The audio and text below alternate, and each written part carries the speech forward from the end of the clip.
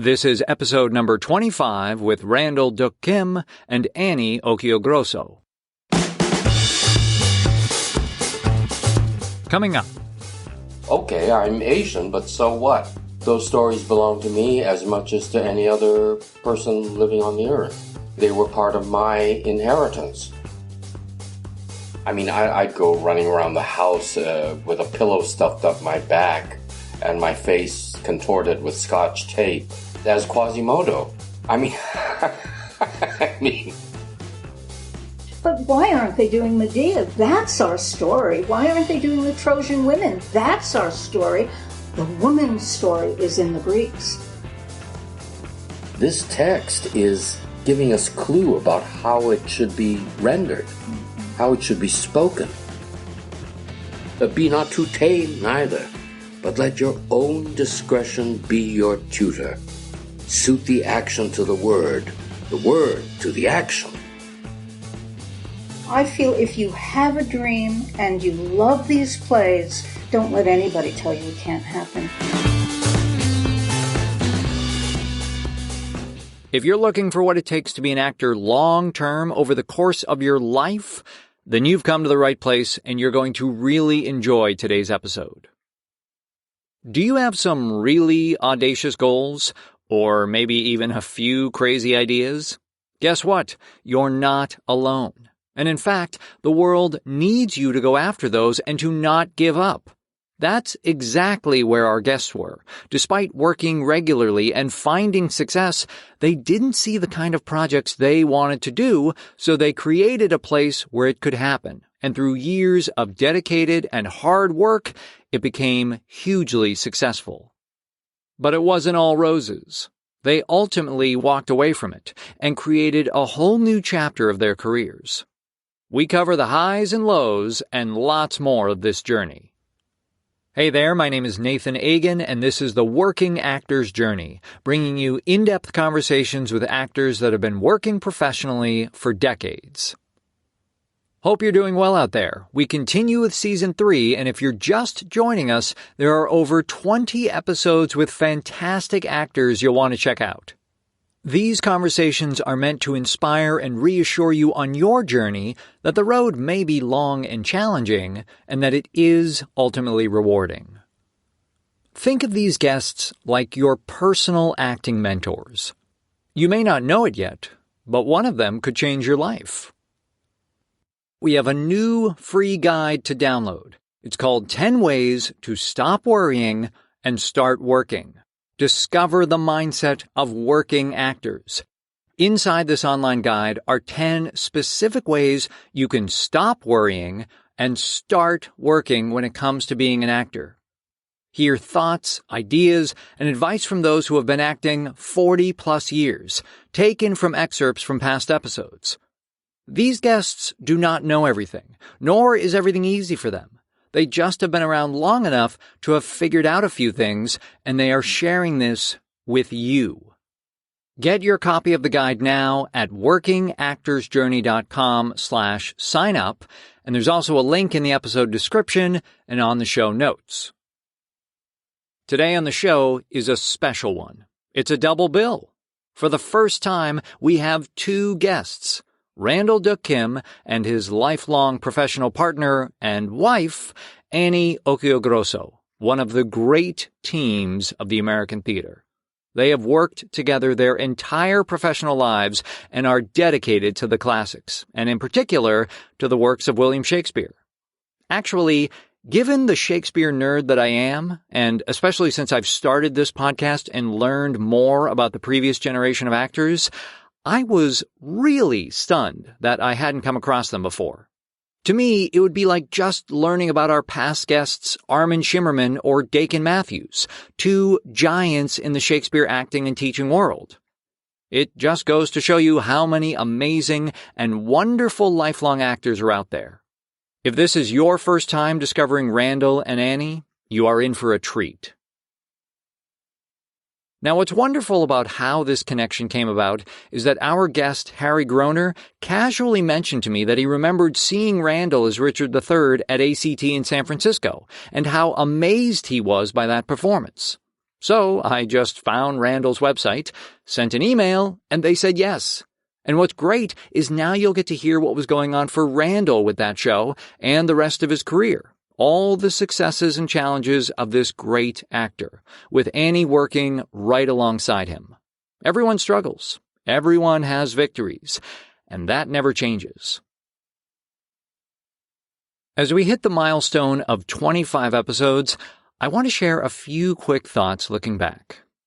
I'm releasing this episode just after the Oscars, and those were really the only actors I knew growing up, the people on TV and in movies. I feel very fortunate that has changed. I'm proud of these conversations, and it has been such a blast doing this. Okay, the scheduling, following up with guests, and the editing have been at times a pain in the ass, but listening back to these conversations and getting this content out there has been so rewarding. I have learned so much from everyone, and I continue to hear their voices over and over in my head, in a good way, of all the things that can help me in life and in my career. I really do wish I had heard some of these things 20 years ago. It might have really helped. The guests here are the kind of actors you want to emulate. They have made a lifelong career in this profession, and that is not easy. They do exceptional work and have the respect of their peers and of the industry. So whether or not you ever see them on that Oscar stage, these actors are all winners. So in today's episode, Randall, Annie, and I cover not seeing race as any kind of barrier in theater, moving to New York and submitting to every Shakespeare festival, why Annie initially despised Randall over his casting in a play, the ideas and misconceptions behind classical and method acting, starting their own theater to work on Shakespeare's first folio, how Randall, a lifelong classical actor, ended up in The Matrix, and so much more. Plus, we get another mini Shakespeare masterclass. Randall and Annie dive into Hamlet's advice to the players and share so many wonderful tips and tools. As I've said before, one of the reasons I love these chats is because of our link to the past. We've heard it dozens of times before, and in this case with Randall and Annie, their mentors included Morris Karnofsky and Phoebe Brand, founders of the group theater in the 1930s, which is so cool. You'll hear how Randall was inspired by seeing Morris on stage and the collaboration and friendship all four of them had. Now, if you're enjoying these episodes, I want to let you know you can also become a premium member of the show, and there are a number of different perks, including bonus episodes, exclusive opportunities, and more. Members can hear additional conversations with past guests Robert Pine, Dawn Diduick, Richard Reilly, and Tony winner Reed Birney. Head over to workingactorsjourney.com/premium to find out more and become a member. A special shout out to those at the co-star level or higher. Adam, Jeff, Robert, Ken, and Ralph. Thrilled that you all are members. So here's a bit more about Randall and Annie's journey.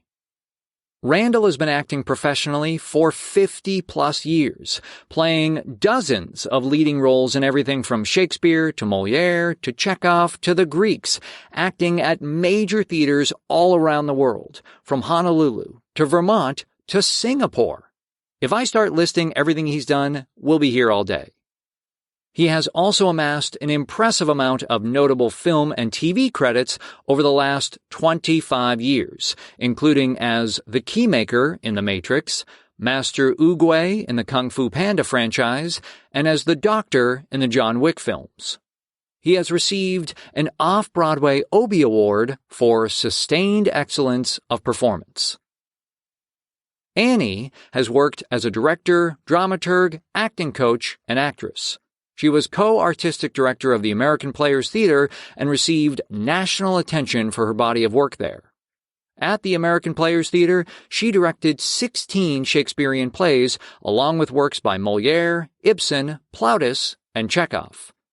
She also performed the roles of the nurse in Romeo and Juliet, Gertrude in Hamlet, Natalia in The Proposal, Madame Arkadna in The Seagull, Jocasta in Oedipus Rex, and Anna Petrovna in Ivanov. She has also taught at the Stellar Adler Conservatory of Acting and the New York Shakespeare Festival. The theater they co-founded, along with their partner Charles Bright, was the American Players Theater in Spring Green, Wisconsin, and, get ready for this list, it was the only professional, outdoor, classical, rotating repertory theater company in America at that time. Under their leadership, American Players Theater received a Tony Award nomination for Outstanding Regional Theater. I am so honored that Randall and Annie wanted to be part of this. The three of us had a number of chats on the phone leading up to this conversation. We all just loved talking theater, acting, and Shakespeare, and it was clear we are all cut from a very similar cloth in terms of our interest and passion. They have been so open, generous, and kind with their time, and I know you'll grow fond of them too. Just fantastic people.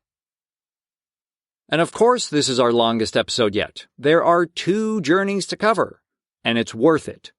While they are 2 individuals, they've really had one shared vision and drive for so many years, which makes this episode unique and special. I've not had 2 guests before because there is so much to cover, and yet it felt right in this case. Be sure to stick around to the end to hear what's ahead for them and the quotes they live by. So here we go with episode number 25. Please enjoy my chat with Randall Duk Kim and Annie Occhiogrosso.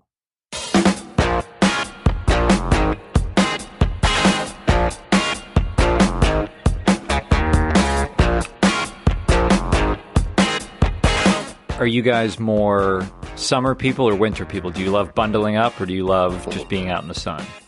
Well, I think spring and fall. Oh, okay. But the brief as those are, yeah, I think those are the most enjoyable. Yeah, I like it all. We live in an apartment now. We used to live in a house, and so winter wasn't so much fun when you had to shovel. But now that we have the convenience of a wonderful apartment, we really, we can go out and walk around in the spring and the summer and the fall. But we don't mind being home in the winter and reading and stuff like that. Sure. Well, cool. Well, speaking of weather, actually, Randy, I know your beginnings were in Hawaii, so I thought that would be a good place to start. And, of course, as I started to do research and, you put the timeline together and years and all things like that, you were born during the war, World War II. And so I was curious, what life was like, as a young kid. Were your parents Americans? Had they emigrated? Or, what was going on at that point? They were both born and raised in Hawaii. It's my grandparents that came from the old country. Mm-hmm. But Honolulu at the time of the war was still a small town. The influx of tourists hadn't arrived yet via plane. And so it was a pretty small little town. Mm-hmm.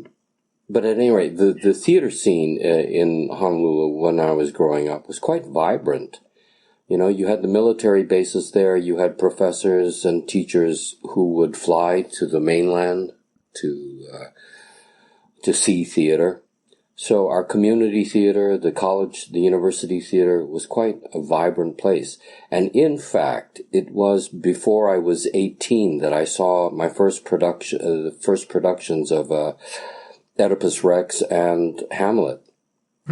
So I had a taste of that at a pretty early age. And it was that taste that led me to where I am now. And was that at a university or professional theater? Where did you come across those productions? That was at the university, and it was run by an Asian theater man. Earl Ernst was his name. But he had a program at the university, a great play series, so that every 4 years a student could see the greatest plays ever written. And they consisted of, let me see now, Oedipus Rex, Lysistrata, Hamlet, King Lear, Tartuffe, Hedda Gabler, Cherry Orchard, and I think those are the plays. But I had the good. Oh, Everyman was another one that was done every 4 years. It was a cycle, and those plays would be repeated. So I was really fortunate. I mean, the theater people at that time were very well aware of high standards. The community theater attempted to bring Broadway to the middle of the Pacific, and the university theater, of course, was quite conscious about world theater. And so up to that point, what had been your interests? I mean, and I mean, did you have any siblings, or what was the family dynamics in life like? Well, it was a typical middle-class family. I was brought up on radio. Television hadn't come about yet. It was to be later, but I heard, in fact, my first plays on the radio. I heard Importance of Being Earnest and Arsenic and Old Lace on the radio. Yeah, wow. And as a little kid, I sat there and just laughed my head off, So the impact was enormous. That was it. And I saw my first live theater at the community theater when I was in the 5th grade. It was a production of Oklahoma. I knew then that I wanted to do live theater. And, the people that were putting on these plays, was there any kind of distance you felt like, because obviously the story of Oklahoma takes place in the middle of the U.S. and farming country with a bunch of, white people and all that kind of stuff. But did you notice that? Did you see, and then all of the other classical plays, were they being, colorblind casting, I guess what we'd call now? Or did you see any divide between you and the people you saw on stage, or was it all mixed? I think in Hawaii, if you're raised in Hawaii, racism is an absurdity. My friends were of mixed marriages.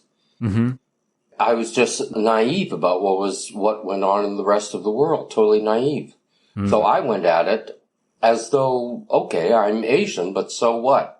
Those stories belong to me as much as to any other person living on the earth. They were part of my inheritance. Right. So I went at it as though my race didn't matter. And seeing Oedipus, of course, done with masks, open door. Yeah, absolutely. I mean, okay, my race didn't matter. It wasn't a factor. That to be an actor, it didn't matter what I looked like, because it could be altered. You could don a mask. You could learn to do makeup, which I did, in order to accommodate the story and the character I was playing.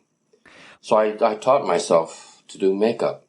Well, and I can see how that quality of not seeing your race as a barrier, how that may have served you for, the rest of your career, that you saw yourself, for lack of a better term, an equal, as any other actor. Yeah. And why wouldn't you be considered for certain roles, and why couldn't you do certain roles? That's right. I had to learn otherwise after I got to the mainland. That's not everybody shared that viewpoint, but nonetheless, I thought to myself, if I was raised in the West and educated with Western values, that all these plays were my inheritance as a citizen of the West. Okay, very cool. And okay, so I know at any rate, I was groomed on the radio, saw my first live theater when I was in the 5th grade, saw Oedipus and Hamlet before I was 18, and I knew I wanted to be a live theater actor doing specifically those kinds of plays, Oedipus and Hamlet. And so it was the feeling inside of you watching those plays that you wanted to try to get inside or recreate that for others? It was like a nuclear explosion in my imagination. I had to do it. There was no question about it. That was the kind of story I wish to be a part of, to enact, to learn to be an actor, to do that kind of story. Mm. All right. So staying in Hawaii, your first experience as an actor was you got involved with the community theater production of Macbeth, correct? Yeah. We had been studying it in high school, and oh my God, it was my debut. I mean, we studied it in high school, and the play just inflamed my imagination, and an announcement came out that the community theater was going to do a production of it, and the curiosity got the better of me, and I, screwed whatever fears I had and set them aside and went to the audition and got cast. And then it struck me, I think, on the very first reading of the play, that, oh my God, I'm in a room full of white people. But I stayed with it. There were a couple of other Asians in it, but it was a terrific experience. And I've been sold ever since. Yeah, so I'm just curious, were your parents very into art? Did they think you were crazy for pursuing the Shakespeare thing, even at a young age, that you were so into it? What were those conversations? Oh, my dad was a great movie fan. Mm-hmm. So we would go to the movies maybe once a week. Mm-hmm. In fact, he was the one that introduced me to the film of Cyrano de Bergerac. Mm. And then when I was in the 7th grade, he took me to see the Japanese film Seven Samurai. Mm. So it was a wide range. He loved the film, and would take me. So when it came time for me to make a decision, there wasn't any argument about it. They just permitted me to go ahead. Oh, well, that's great that they were so supportive, of that. And, one can only imagine that I don't know, maybe they were more aware of the challenges, Asian Americans might have, but they were still very supportive of your pursuit of an artistic career rather than, being going more into business or something like that. A doctor or a lawyer. Right. Well, now you just play all of those characters, right? Yeah, right. But I think whatever worries they had, they pretty much kept it to themselves. I don't recall a conversation where they were expressed, grave concern about where I was going. Maybe they had seen me all along as a child growing up, that's what I was inclined to. Sure. I mean, I'd go running around the house with a pillow stuffed up my back and my face contorted with Scotch tape as Quasimodo. You have a little kid running around like that, and you wonder, okay. Right. Let's hope he can make money at this. What's he gonna? What are his skills going to be? Really, but at any rate. Well, and then you started. You went to college. You went to university in Hawaii, right? Is that where you started your training? Yes, I was actually a religion major. Oh, okay. And my minor was theater. But I knew even then that, oh, no, it was the theater that had me caught. What was the reason for starting with religion? Or was that just another passion of yours? I was consumed with curiosity about how our species has dealt with some of the more important issues in existence. Mm-hmm. And I thought that the religion was a much more impassioned field of study than, say, philosophy. And so I was raised a fundamentalist Baptist. Okay. You can throw that in the hopper. Yeah. But raised as such, I got to know the Bible stories pretty well. Mm-hmm. And there was all impassioned tales. And so that when I did see Oedipus and Hamlet, it fit right into all of that. Very passionate tales about people doing wild and crazy things. Right. And then did you ultimately change your major to theater, or did you just start taking more acting classes? When did you become more serious as a student of acting? Even while I was majoring, even while I was Okay. taking my religion courses, I would take theater courses. Okay. So it went hand in hand. I would say they were equal, and it slowly became more and more theater courses than it was religion courses. Right. By the time I... And so when you graduated college, did you have a plan in terms of your career? You knew you wanted to work in Hawaii or, go to the mainland, or, what was the idea at that point? I knew I had to go to the mainland. Okay. So, yeah. And let me be honest, I didn't get my degree. Oh, okay. I left college before getting a degree, mainly because I couldn't fulfill my language requirement. That really? killed me. I tried doing German, I tried taking Greek, I tried taking French, but I didn't have the discipline of mind to do language. Which was just, it was an obstacle. So I left the university without a degree and went on my way to do what I had to do. Well, it's so fascinating. Yeah, it's so fascinating because you're obviously a student of language to some degree, or a very strong degree, and yet there was this other obstacle, in terms of the foreign language. I was too impatient. I didn't have the patience to sit down. Well, it's funny. Some people would probably feel that they don't have patience for Shakespeare or, the Greeks or things like that. And you were like, no, bring that on. I'll handle that all day. That's right. I can have patience for all of that, but I can't have patience for grammar and vocabulary. Oh, interesting. Now, I know around this same time, I saw in your career that you were doing episodes of Hawaii Five-0. Yes. And I saw that you did a few different parts, so I assume they kept bringing you back for different roles. And so how did you get involved with that, and why? Auditioned. Yeah.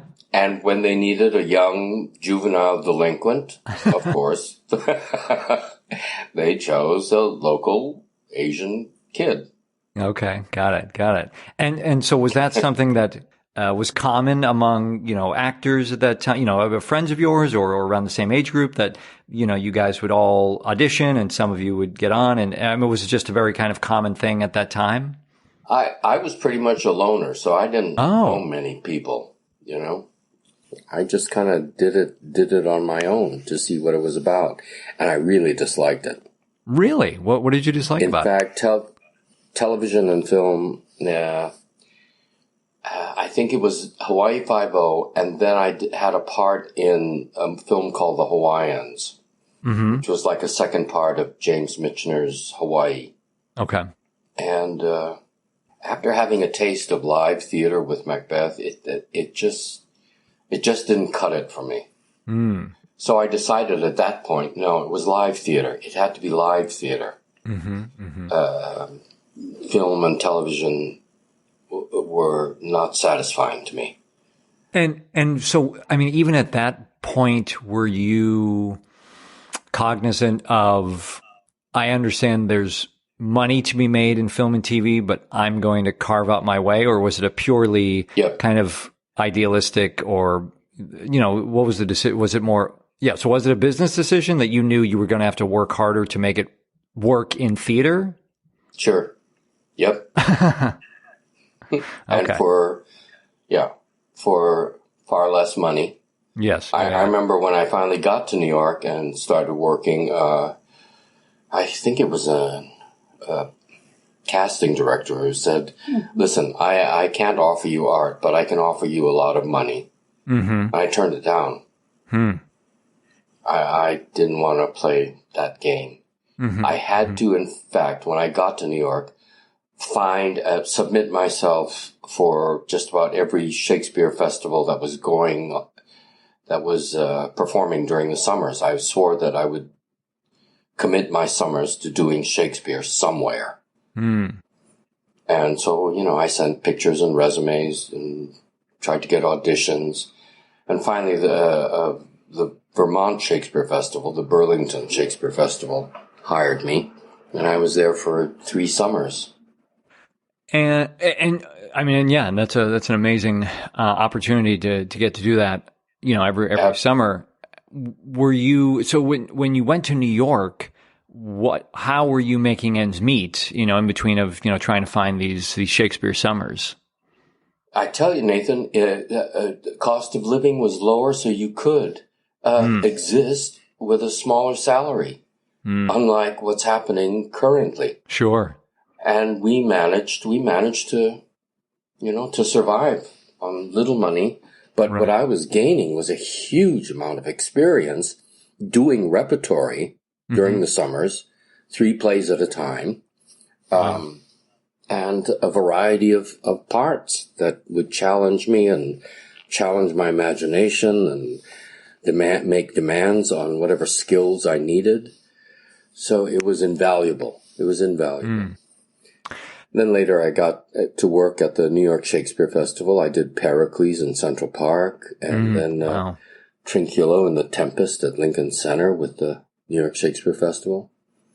Very so cool. It was a freer time, I think, and I was blessed to have the opportunities that I did. Blessed to have people that were more courageous in their casting. Mm-hmm. Well, and it sounds like, I mean, even, you don't have to graduate to have student loan debt, but it sounds like that was not something weighing you down that a lot of students face today. Absolutely right, Nathan. And I feel for the students now. Yeah. Oh yeah, no, and especially those who want to pursue art or do anything creative or do something, even if they want to travel or do an internship or something. That's right.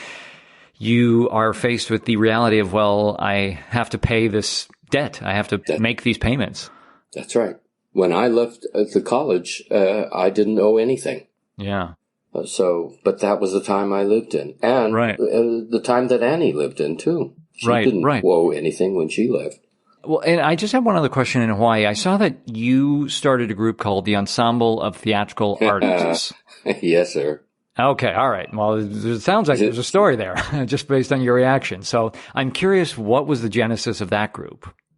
That was an attempt to establish a theater in Hawaii. We knew that we couldn't do the full cast classical plays because as a young group, but we did decide to do modern classics. For example, Jean-Paul Sartre's No Exit. Samuel Beckett's Endgame. Later, we branched out a little and did a stage adaptation of Rashomon. And we had costumes made in Japan, and we had a kabuki actor or dancer to coach us. And that was our largest production before we took off, before we stopped producing. Okay. And so what did you learn from, the producing? Were you excited about producing? Did you know you wanted to do more of this or and did it end just because you wanted to go to New York and start your acting career, focus more on your acting career then? Pretty much. I mean, we, Chuck Bright and I, got mixed up with some guys who were going to do, hair in Hawaii. Oh, wow. They had met the producer, and they were going to do a production in Hawaii of Hair. So we got mixed up with that, and before you know it, they took all the island kids. They couldn't find a theater in Hawaii, so they took us and shipped us to Las Vegas. They just dropped you in the desert. Right. Remember having to go through the casino to get to my dressing room. Sure. But it was an experience. And at the time, I was a hippie like anybody else and was, a protester in the anti-war marches and things like that. And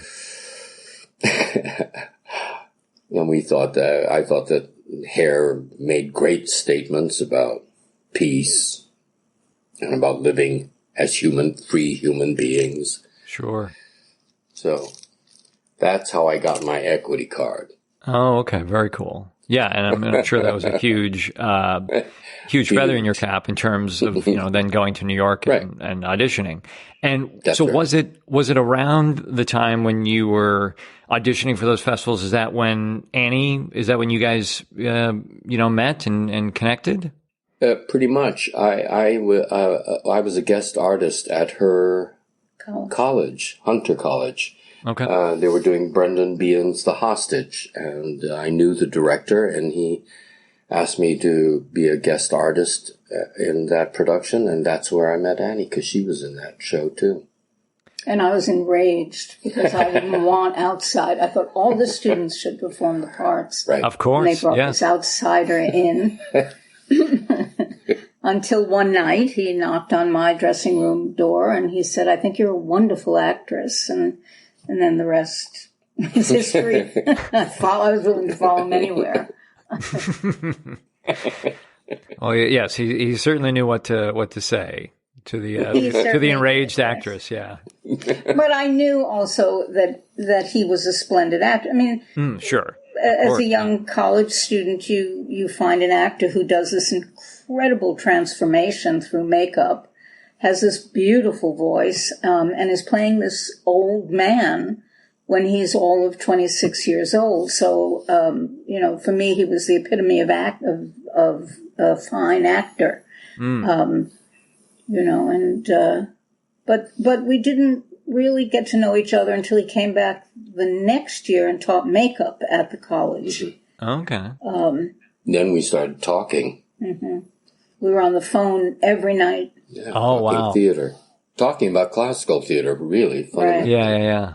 So Randy, where did you learn this, the makeup skill and art? I would take books out of the library. I bought my first makeup case, kit, in Honolulu when I was in the 6th grade. Wow. So I knew even then and I would, take books out of the library and pore over them and try to learn how to paint and my face and do things with my face. And so, you were coming up and growing up and in this transition of acting to some regard, there was the more of the method stuff. And I remember watching a clip of Christopher Plummer talking, and he said, back in New York in the 50s, he said, you had this clash of, we would consider ourselves like the classical actors, and then there were the street actors, that they just had two different styles. And so what I was curious about is that, you're in this age when this new style is emerging and being popularized, certainly in film and things like that.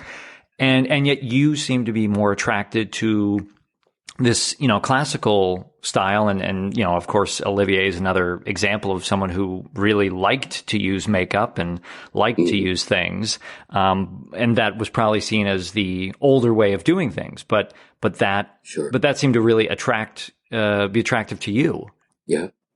But I don't think it was the older way then. I think that was still. That was, That's a good point. I mean, if it was classical theater you wanted to do, those were your models, and that's who true. You wanted to emulate. You needed that skill to become part of that world, of that story, And did you see a place for this modern emerging acting style in your own work, or did it matter to you, or were you content to continue, doing, I guess what we would call the classical style?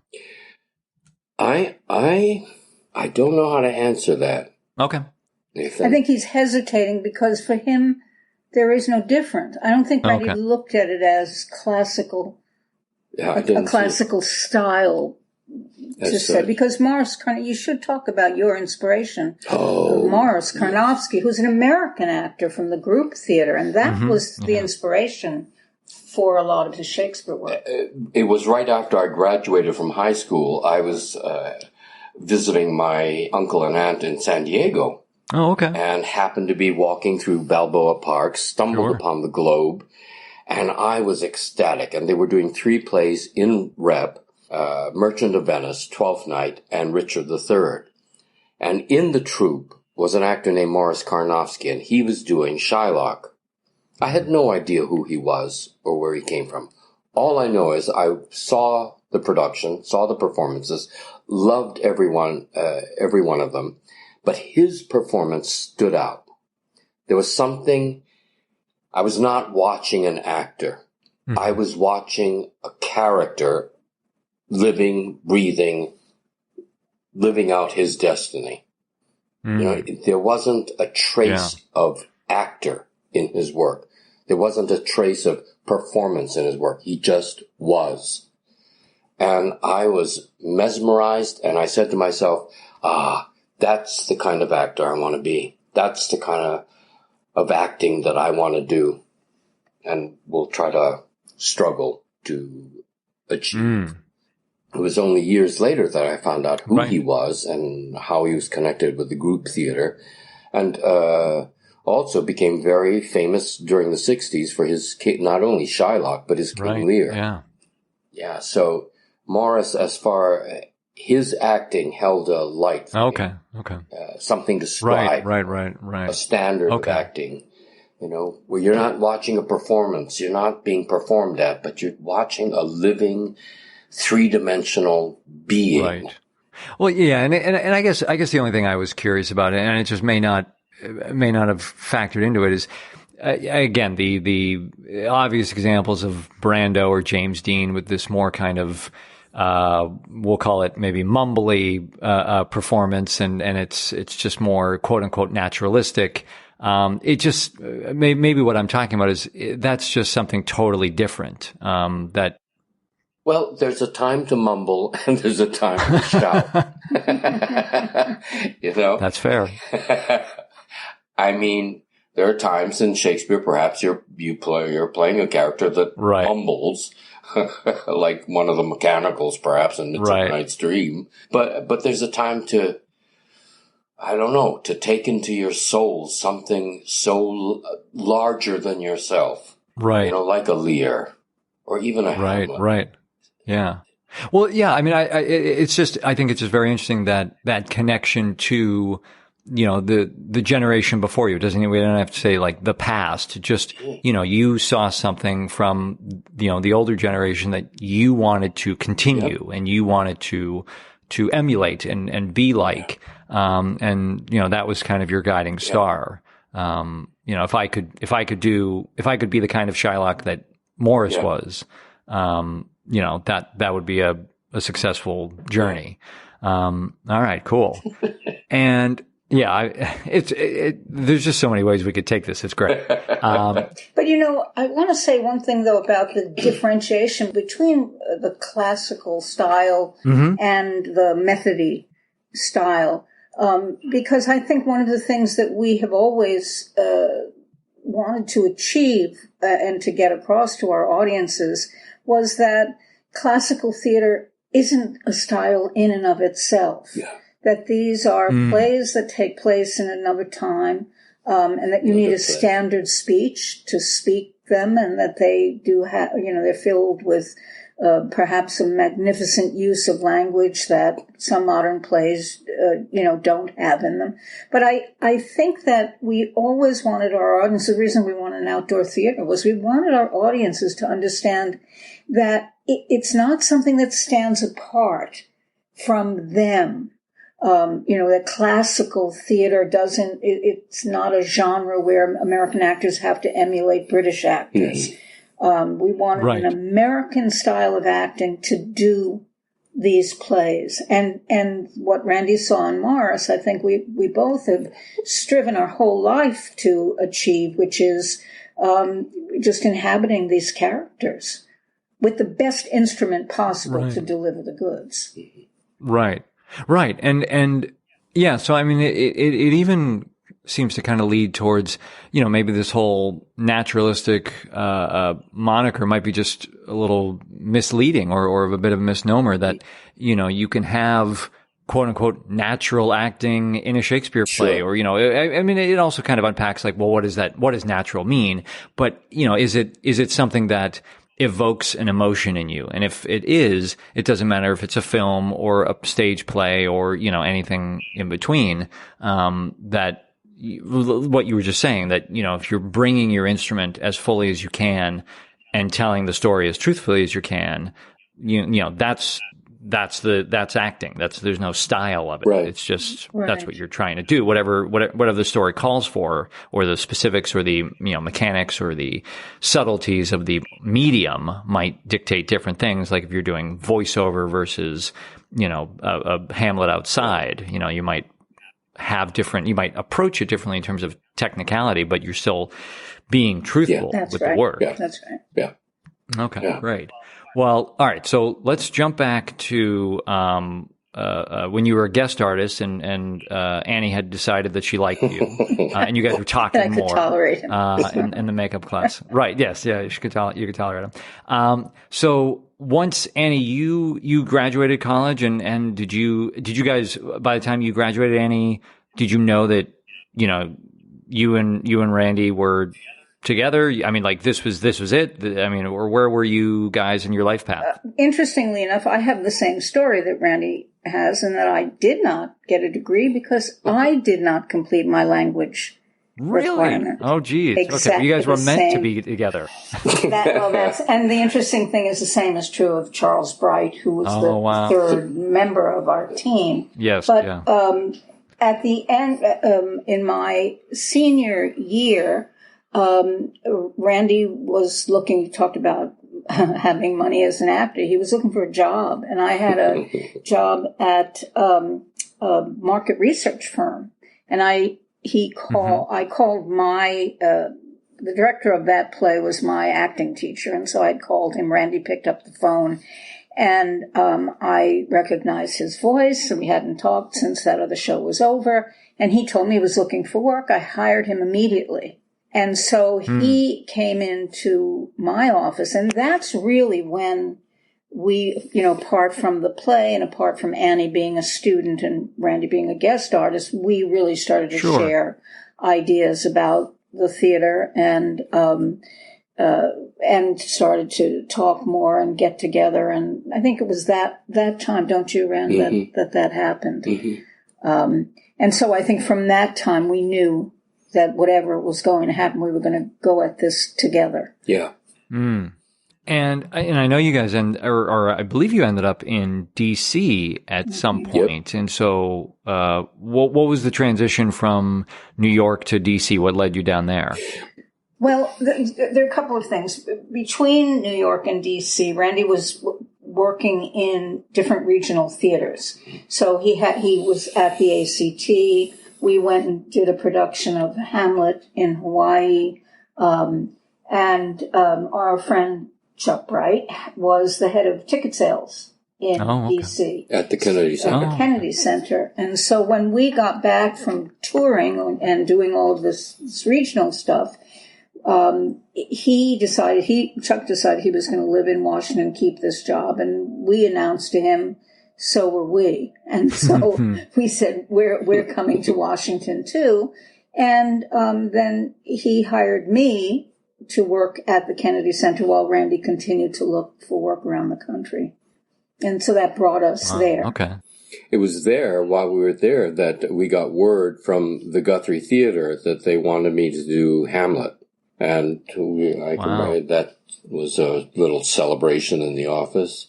And in the house, right? Yeah. And I got to ask, what was it like to bring Hamlet back to Hawaii? It must have been a wild ride, just since that's where you started, and you saw these classical plays as a kid, and now here you are playing Hamlet in Hawaii. Yeah. Well, originally the director was going to cut it to 90 minutes because he thought the kids in Hawaii were not going to sit still, and we managed to have him restore the bulk of a lot of the play. I was the dramaturg. Right.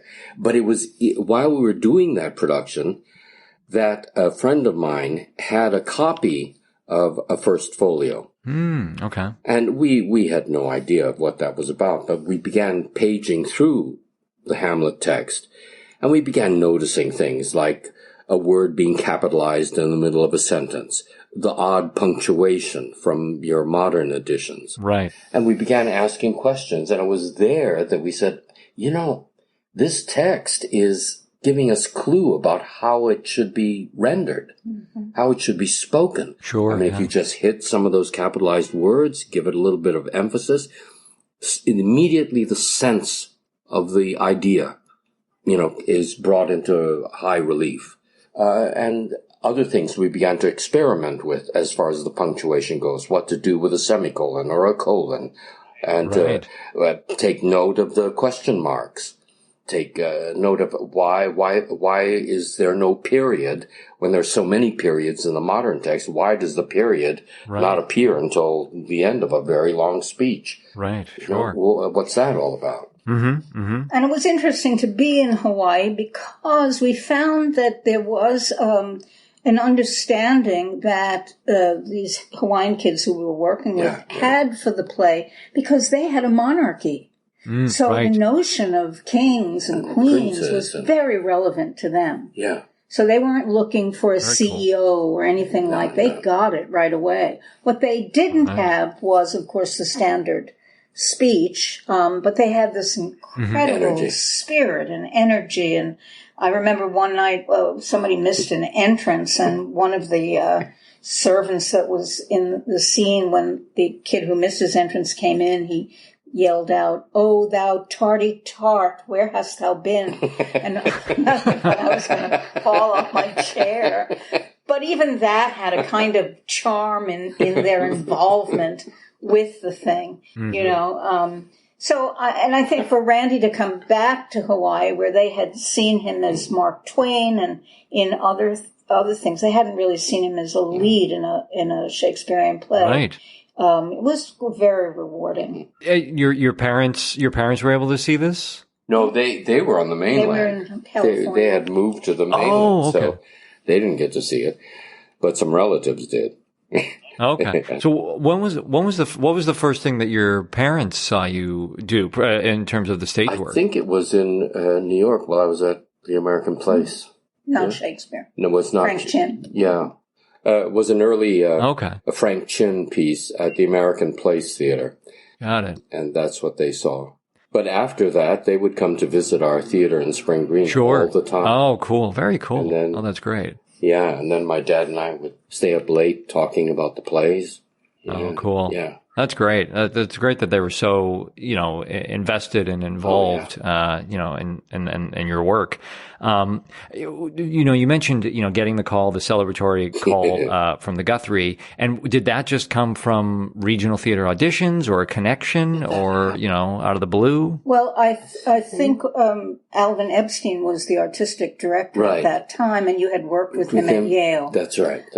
And so that was, but the beginning of that story is they wanted Randy for Polonius. Oh, really? And I forgot who it was that was supposed to do Hamlet, but that person dropped out.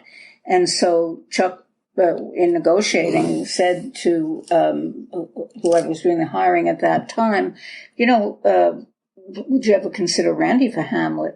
And that word got around, and that was the second call. So that's how he got it. Right. And because I was playing another old man that season, too. That's right. I was playing Bishop Nicholas in Gibson's Pretenders. And so Chuck thought, no, he shouldn't do two old men in that same season. Wow. So he suggested, why didn't he do Hamlet?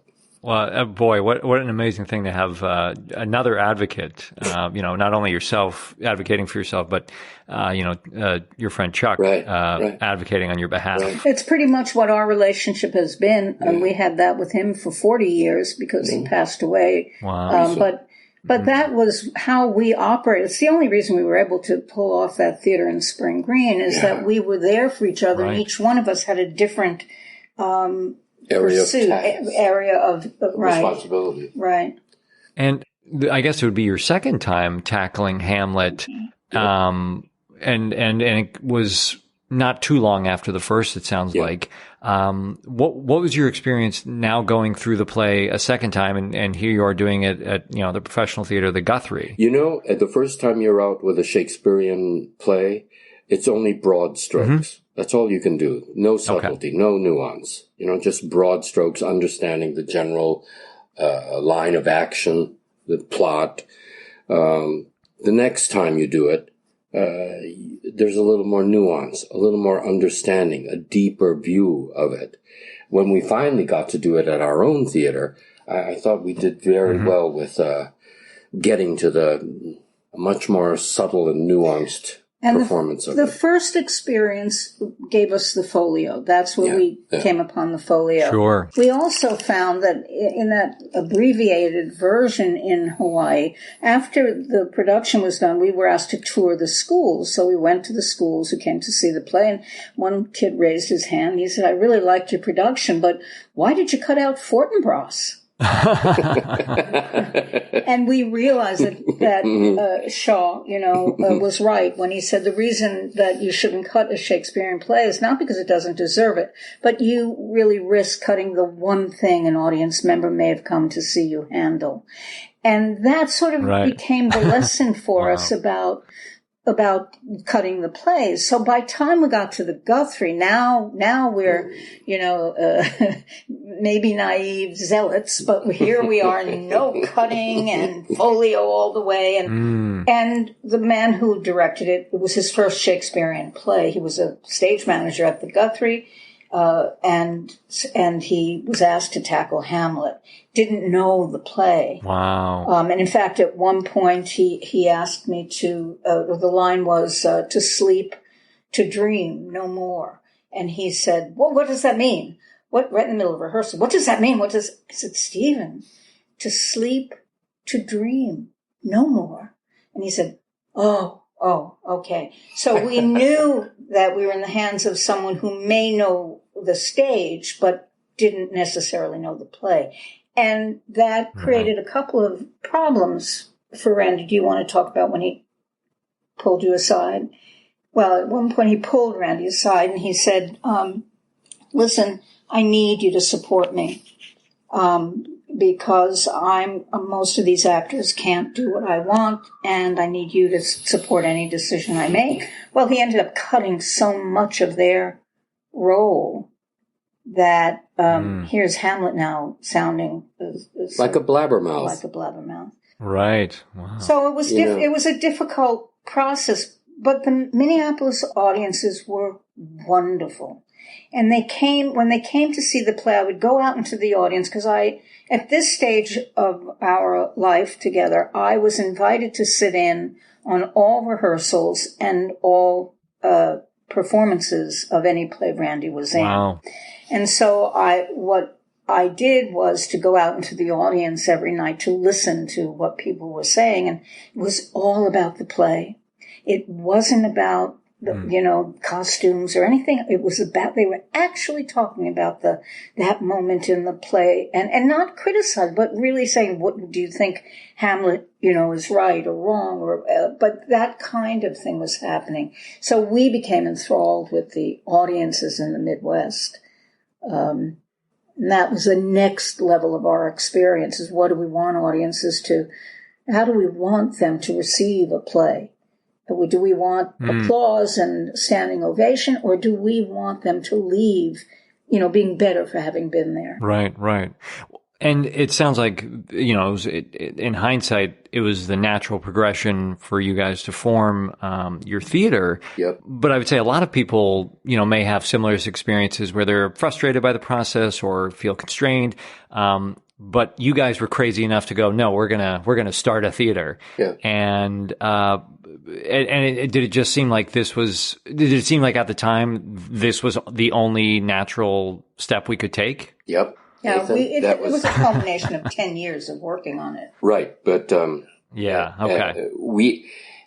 Annie began sitting in on my rehearsals and performances at the ACT in San Francisco with Richard III. Wow, yeah. I mean, and that play had been cut. And I would come home at night and I'd say, I can't make this transition from this point to the next. And she would go over the text and she said, well, of course not. That there was a chunk cut out there. So there was an emotional transition was removed. So I couldn't make the transition. Right. So from that point on, Annie would watch and then we would converse after a performance, examine what happened that evening. What did I do on the stage? What did the audience get from the stage? Were we bringing light to the text, or were we just murking it up? And it was that point that kind of working relationship happened.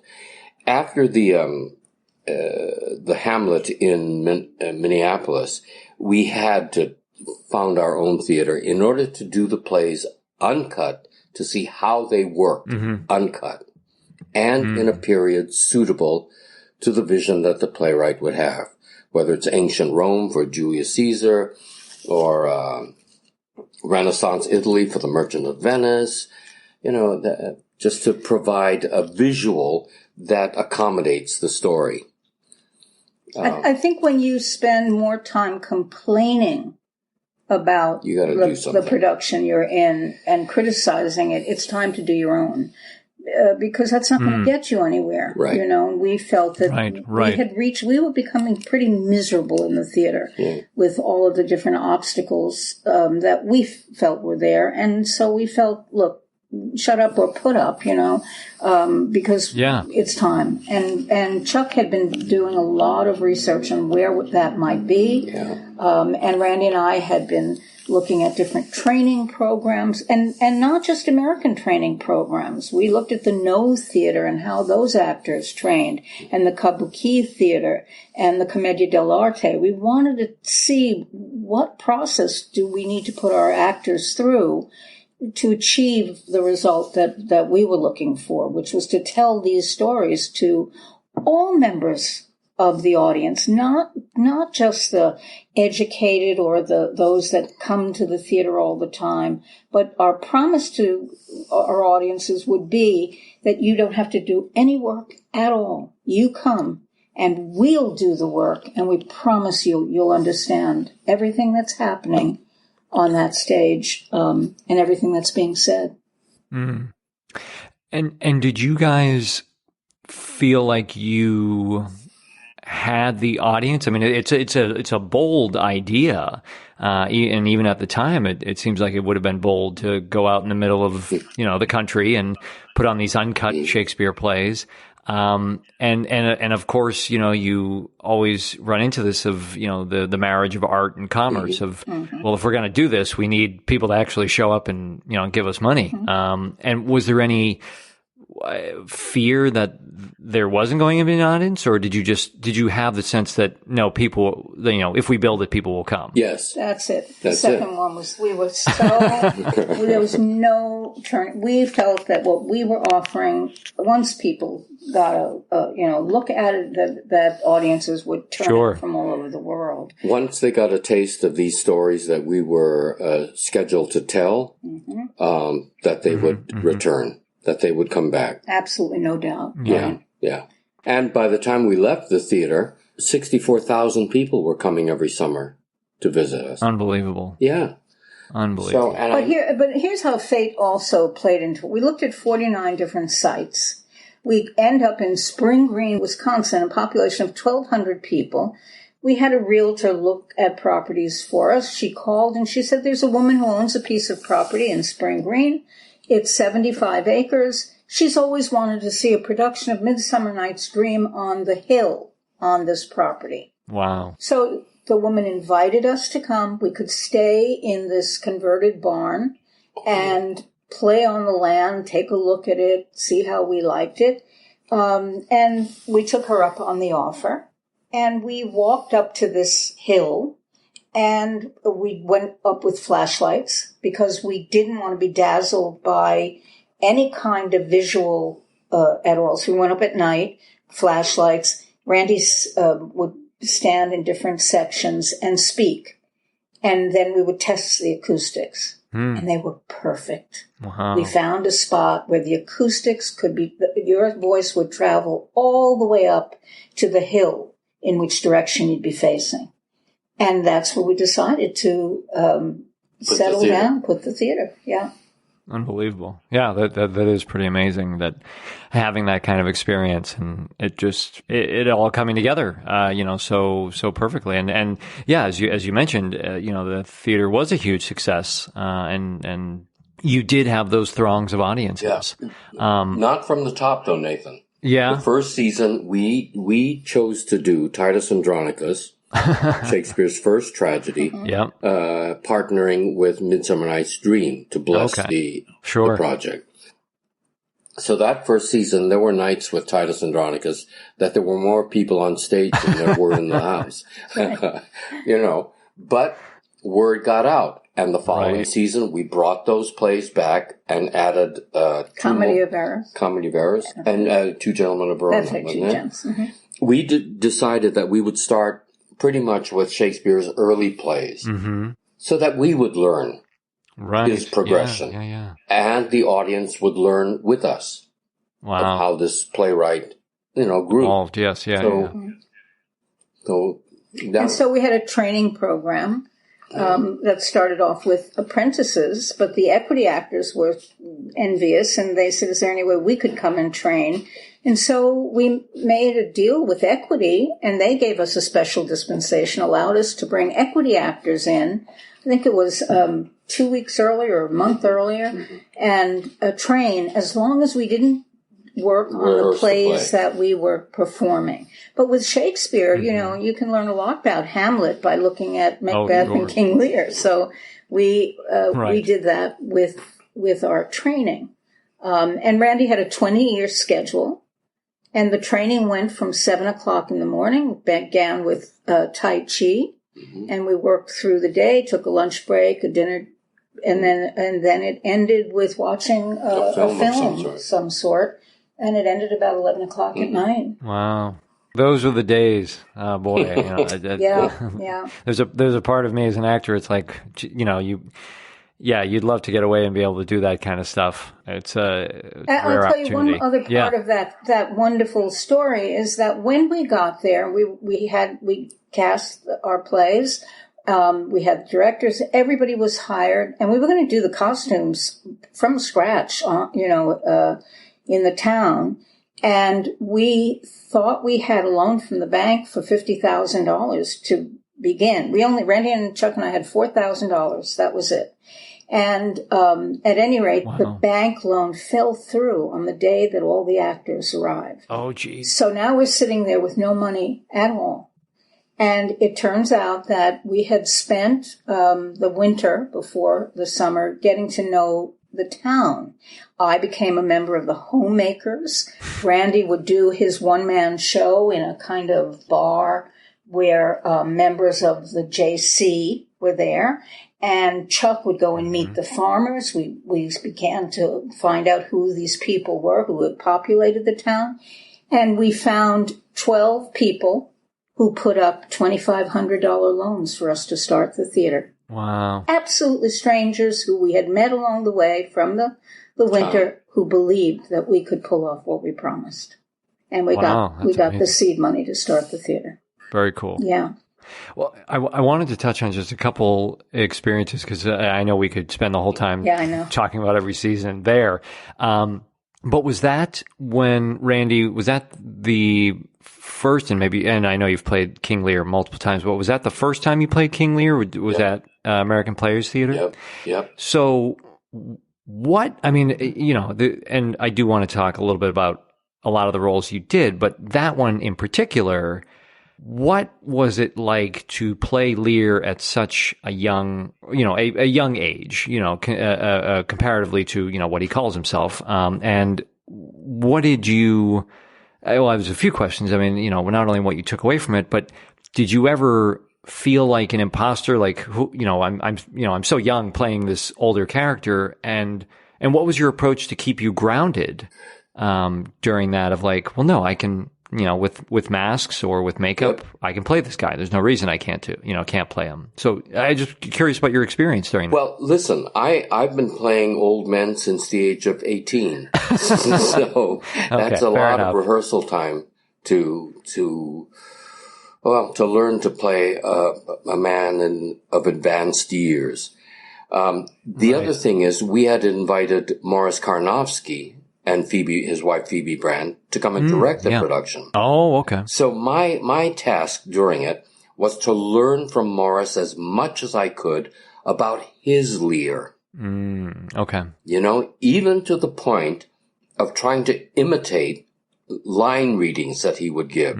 Okay. There's a thing in Asian theater where younger actors learn by imitating the mature actors. Oh, okay. You know, you learn something, and it may be by rote to start until it begins to seep in and you begin to understand the emotional content just by the sheer imitation of it. You know, if there is any content or how it connects to you. So that was my task for that particular production. And learning from Morris and how he saw this character. But already I had some facility in doing age. Right. So that part wasn't frightening to me. It's really wonderful that, you know, you were an actor that didn't see race and didn't see age. So the world was your oyster. You could do anything. That's right. Absolutely right. Very Naive cool. and crazy at that. Well, and that must have been extraordinary to work with Morris and his wife Phoebe, especially given your experience as a young kid, seeing him on the stage of the Old Globe in San Diego. That, you know, it was here's full someone circle. someone that Full changed your life in some degree, and now you're working as a colleague, as a peer with them. Very amazing. Very, very amazing. And well, and so, I mean, just to, you know, again, very quickly kind of look at that time of your life. I mean, you played so many major roles, on a professional level, and that is what so many actors would love to do. And so I'm curious, and just, it does almost an injustice to even list any, because I can't list all of them, but Richard III and Hamlet and Lear and Shylock and Falstaff and Romeo and Petruchio, and those are just a sample of the Shakespearean ones. But doing all of those major roles, and I know you had done some before you guys started your theater, but, you know, that is something, like I said, that's something that so many actors wish they could do or would love to do, is, you know, play a lot of major roles. And having done that, what do you feel you walked away with, or what did doing all of that teach you? You know, because that seems like such that there are so few people, or maybe I'm making too much of an assumption, but it seems like there are few people that have such a great experience like that. And so I'm curious what you took away from that experience. I took away how important repertory is for an actor to do.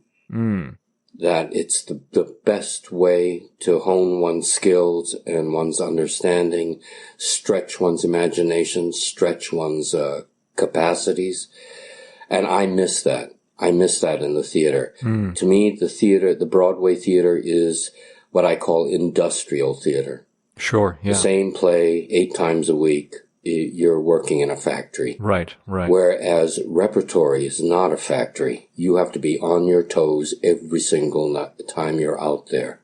Right. I mean, you may re-meet a play only once a week, you know? Right. And that's how Shakespeare's company pretty much worked. They had to put out an enormous amount of material and plays. So those actors had to be on their toes night after night or day after day. No, I miss that, and I feel sadly for the modern actor not having the places to go to have that experience, because it could only make them better actors.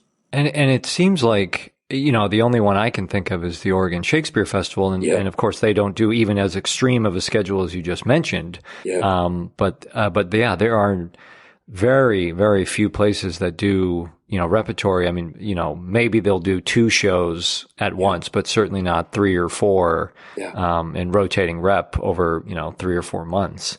But yeah, just having to jump back and forth, you know, and like you said, stay on your toes. Yeah. And it's a challenge, but it's a delight. It's a joy. Because what what repertory offers to the public is a feast. You know, an audience member could can visit you for an entire week and see a different play every night. That's a feast. Right, yeah. And what a joy for the audience. What a joy for the company that does such a thing. An achievement, you know, to feel good about. A challenge. And I suspect that there is just a feeling that wouldn't work anymore, but I don't know if there's the data to support that, because, you know, people are always, you know, people. Like, it's the same people are still interested in stories and plays and all that. Sure. I mean, I of course, you just need, I mean, of course, what it demands is the right group of actors that can do that, that are, and because we don't have those training grounds anymore, well, then, how do you find a group of actors that can do running, rotating repertory theater? Yeah. Nathan, I don't know. I asked Peter Zeisler, who headed the TCG for a time there, and I asked him, Peter, is it possible for America to have a classical repertory theater? And he said no. And mainly because all of us are distracted. Right. We're running from one audition to another. Yeah. We're trying to get this job or that job. Sure. So there's no focus. There's, it's every man for himself pretty much for most of the time. And what you need is a company that is well trained as a ballet company, say. Right. Capable of doing a repertory of different work. Right. But who would, devote themselves, give themselves over to one another and to the training and to a repertory? Except that I want to just add one thing, and that is, look, we were crazy. You think for a minute that the time was easy for us to do what we did. Yeah. People thought, NEA laughed at us. They said, unless you do productions with the kids in farming overalls and chewing on straw, no one's going to come to see your theater. And we would not take no for an answer. We had $4,000 in our pocket. That's it. And so I think, I guess if there are young people listening, I feel if you have a dream and you love these plays, don't let anybody tell you it can't happen. And you, sure. It will break your back and it'll tear your heart out at times. But I will tell you that if you have that dream, please, please don't give up on it, because the theater needs you. We need that to happen. Those people who are so starry-eyed and naive that they won't take no for an answer. We need that, because the rest of us are sitting around saying, couldn't happen today. No, couldn't happen today. Right. But how many, I wonder how many companies. Look, Molière had to leave Paris in order to start his company. Shakespeare didn't have a party. Those people were working other jobs. So I think times are always tough. I think the important thing, though, is the belief in getting something done. That's all it takes. Once you have that and you gather the right people around you, I think it could happen again. The group theater. The group theater, sure, that's right. And the time is, we're crying out for it right now. We need a theater. The theater is all we have left, Nathan, to talk to our souls, to talk to our hearts. And it's the one thing that, with all my respect for what the digital world can accomplish, you cannot take the nature of live theater and put it on a computer. You need, Morris used to call it rimbombare, the particles of what the actors give off and what the audience takes in. And that's what live theater is about. So I think I want to encourage young people to definitely go after it. Otherwise, I'm not sure what we have left. Yeah, well, hopefully the next crazy naive group is listening, and they'll take your lead and they'll take up your call. Well, just to kind of wrap up the time with APT, I know you guys left after about 10 years, and the theater has continued on and done well. But I imagine leaving the theater and something that you would put so much energy and blood and sweat and tears into, literally, I'm sure, and figuratively. How did you move past that and move through that? Because I know it wasn't a decision that you wanted to leave the theater, but you just reached the point that you felt you needed to.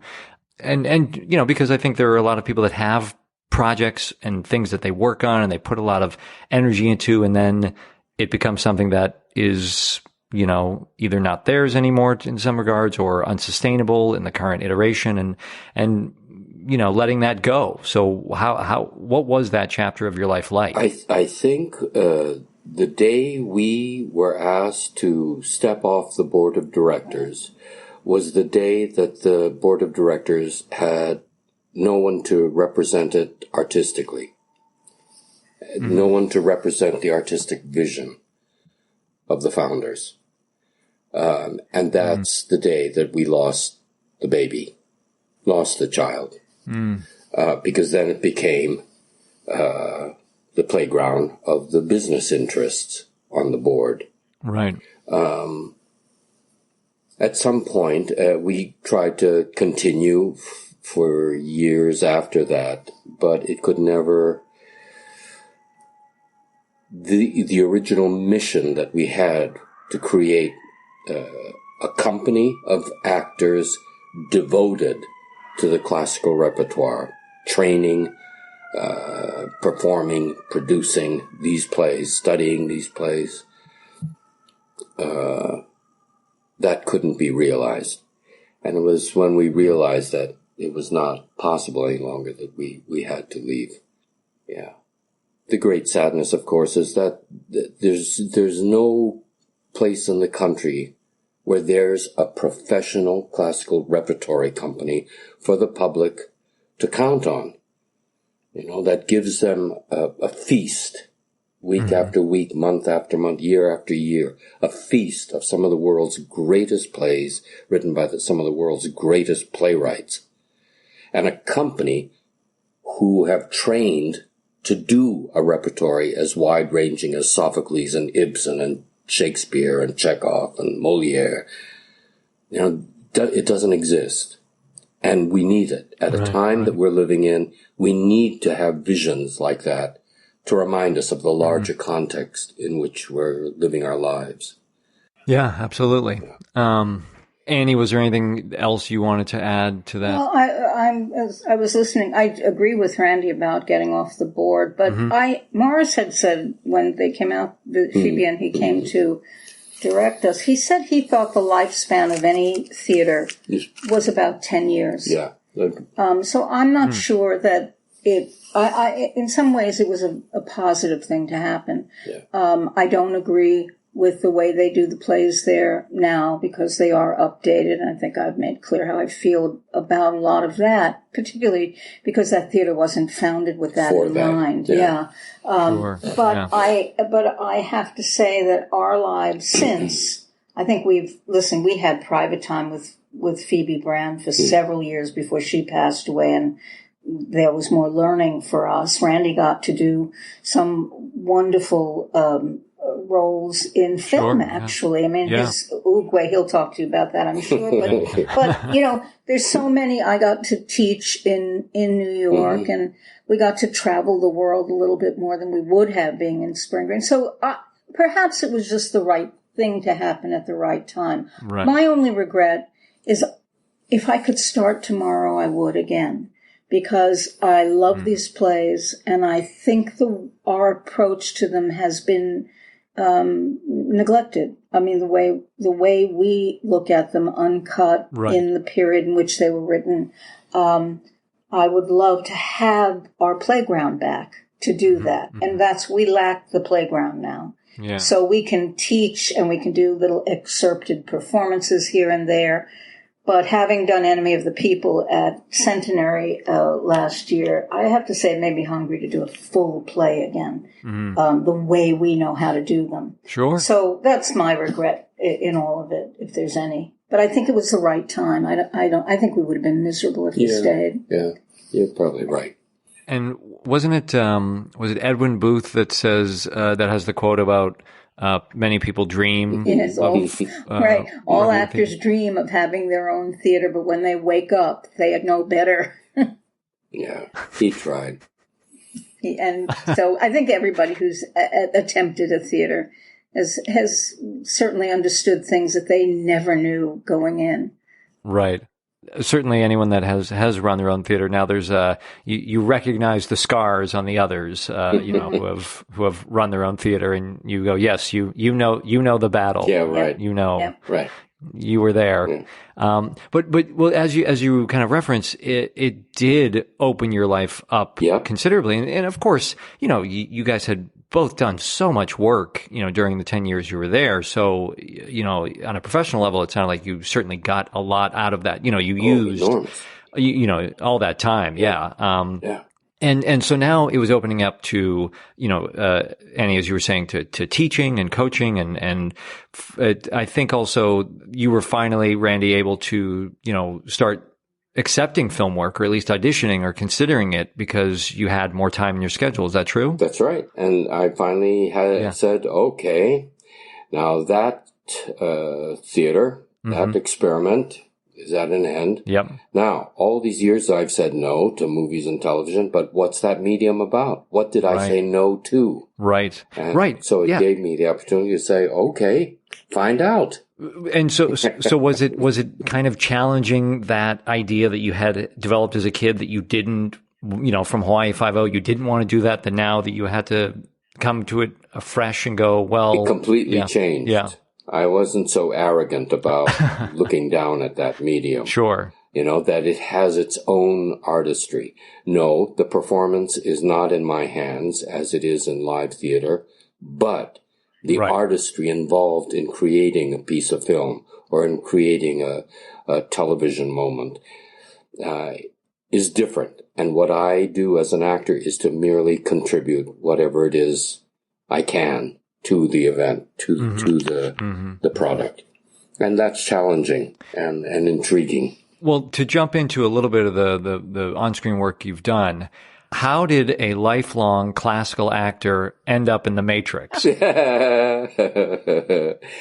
Well, I got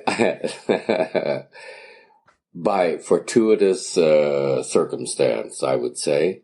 Okay. I had seen the first Matrix. In fact, we saw it, and we were just blown away by the premise of it. Oh, of course. Yeah. And so Mally Finn gave me a call and told me to come out to L.A., and I did, flew out and auditioned for the brothers and got cast as the keymaker. And when I went into film, I said, there are 3 genres that I would love to do before anything. One is a historical piece, another is a science fiction piece, and another is an animated piece. And I've done 3 of those. Wow. The historical piece was Anna and the King. The science fiction piece was Matrix, and of course, Kung Fu Panda. Right.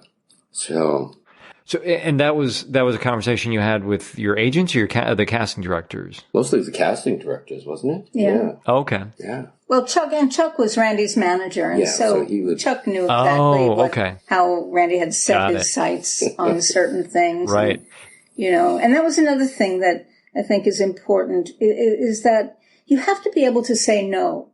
And that's what Randy knew what he was willing to do, but he also said no to a lot of the same film and even theater projects.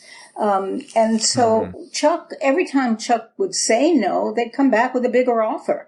So that turned out to be nice, Right, of course. But I think you have to know your worth and know what you want to do.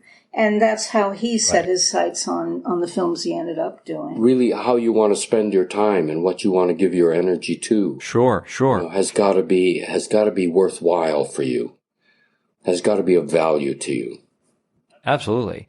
And how are you nurturing these relationships with casting directors, doing theater? Because I imagine running the theater was a year-round job, even if you were only performing in the summer. So, when you came, out of that experience, how did you have these relationships with casting folks? I think, well, his work was known. Randy, as an actor in New York, his work was known. And people had lured him on several occasions, like when he was talking about Wally Hiller, actually, is one of the agents who said, all I can do is offer you money. Yeah. And so they would always, if the role seemed right to them, they would call him. He didn't really pursue any of that work. The agent would call Chuck and say, I have this, do you think, can we, ask Randy if he'd be interested? And so that's how that proceeded. But he was, I would say that his work at the New York Shakespeare Festival, Lincoln Center, all of that. And then our theater had its own, we were up for a Tony nomination. So enough people around the country knew of, and Randy was certainly the featured member of our company. And so I think his reputation preceded him. And so people from time to time would just see if he might be interested. And then once he was, that opened a door to other casting agents, to come in with more offers. I think, when we got back to New York, I had auditioned for the revival of The King and I, playing the King's Prime Minister. And it was from there that Anne and the King film I got called to audition for that, right? That's right. Right. And, you were doing all this theater, you started doing more theater, after, in the 90s. And I read that, the production that you did with Cymbeline and at the Delacorte again, here you are 25 years later, coming back and getting a lot of acclaim for that role. And, I was actually just kind of thinking, like, both that character, is it Belarius? Yes. Is that so Belarius and both Master Oogway, they're about 10 years apart, but I'm wondering, I'm like, okay, so here's Randy coming back to the Delacorte, and he's, just run his own theater for 10 years, and he's done all these major parts, and I'm like, is he kind of like Belarius? Is he like a sage? I mean, I'm wondering, like, how did you see your role in the theater world after doing so much work? Were you, how did you see how you fit into this now, 25 years later? That's some question, Nathan. I don't. I don't. I try to come up with good ones every now and then. I can't always promise. I don't know. I'm an actor. I just want to do interesting work. I want to be asked to do interesting work. But I think it's also true that you understood that ever since Miss Saigon and that whole controversy, that the kinds of roles that Randy was offered were no longer the King Lears or, the major roles, knowing that makeup would be out of the question. Because that's just something that Asian American actors wouldn't do anymore.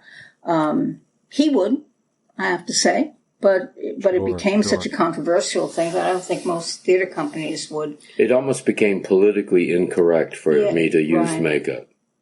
So the roles he was offered tended to be, the kinds of puck role, the nondescript, no longer the leading man. Right. That I think that the world has lost out on perhaps the best Lear they would have ever seen had they followed through with Randy's Lear. But that was not to be. And I don't think it would be today, to tell you the truth. I don't think anybody has the courage, because I think we had talked about this before. I think you have to decide what artistry is. And you have to decide to what degree politics and economics are going to interfere with that. Are you going to what do you do? You have this artist who has this amazing ability to transform himself, and to do great roles. Do you take away that and relegate him to nothing? Because I had once asked an Asian American actor, in The King and I, has anything changed since Miss Saigon? He said, yeah, here's what's changed. We're only asked to do Asian roles. So I'm not sure what great accomplishment was made. And at any rate, I think that's what happened. Back to your question, with Randy, was the kinds of roles that were being offered were no longer the great roles. Yeah. But he was curious to do the Belariuses and to do some of those other roles. I had even drawn a sketch of the makeup I wanted to use, but Andre Serban nixed it. Right. So what I've had to do is to learn to use my own face as my mask. Sure. Which is weird, but there you have it. and Oogway became his mask. Animation became his mask. Yeah. Right. Well, and I was also curious on a certain level, the parallels between Belarius or Oogway in terms of the giving back or the offering of advice or what they've learned and all that kind of stuff. And, Randy, your career, even at that point, that you had done so much. And I think I even read that, there were actors at that time, actors in the company that wanted to learn Shakespeare from you or, take classes and things like that. So you were this person that certainly had a reputation and did great work. And so, I mean, do you see yourself as the teacher or are you always the student? I'm both. I'm both. Yeah. I'm a perpetual student.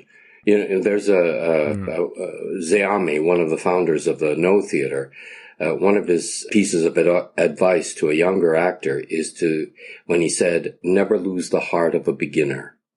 Oh, yeah. And I think that's very true. To stay open like a little child, learning new things, seeing the world in different ways.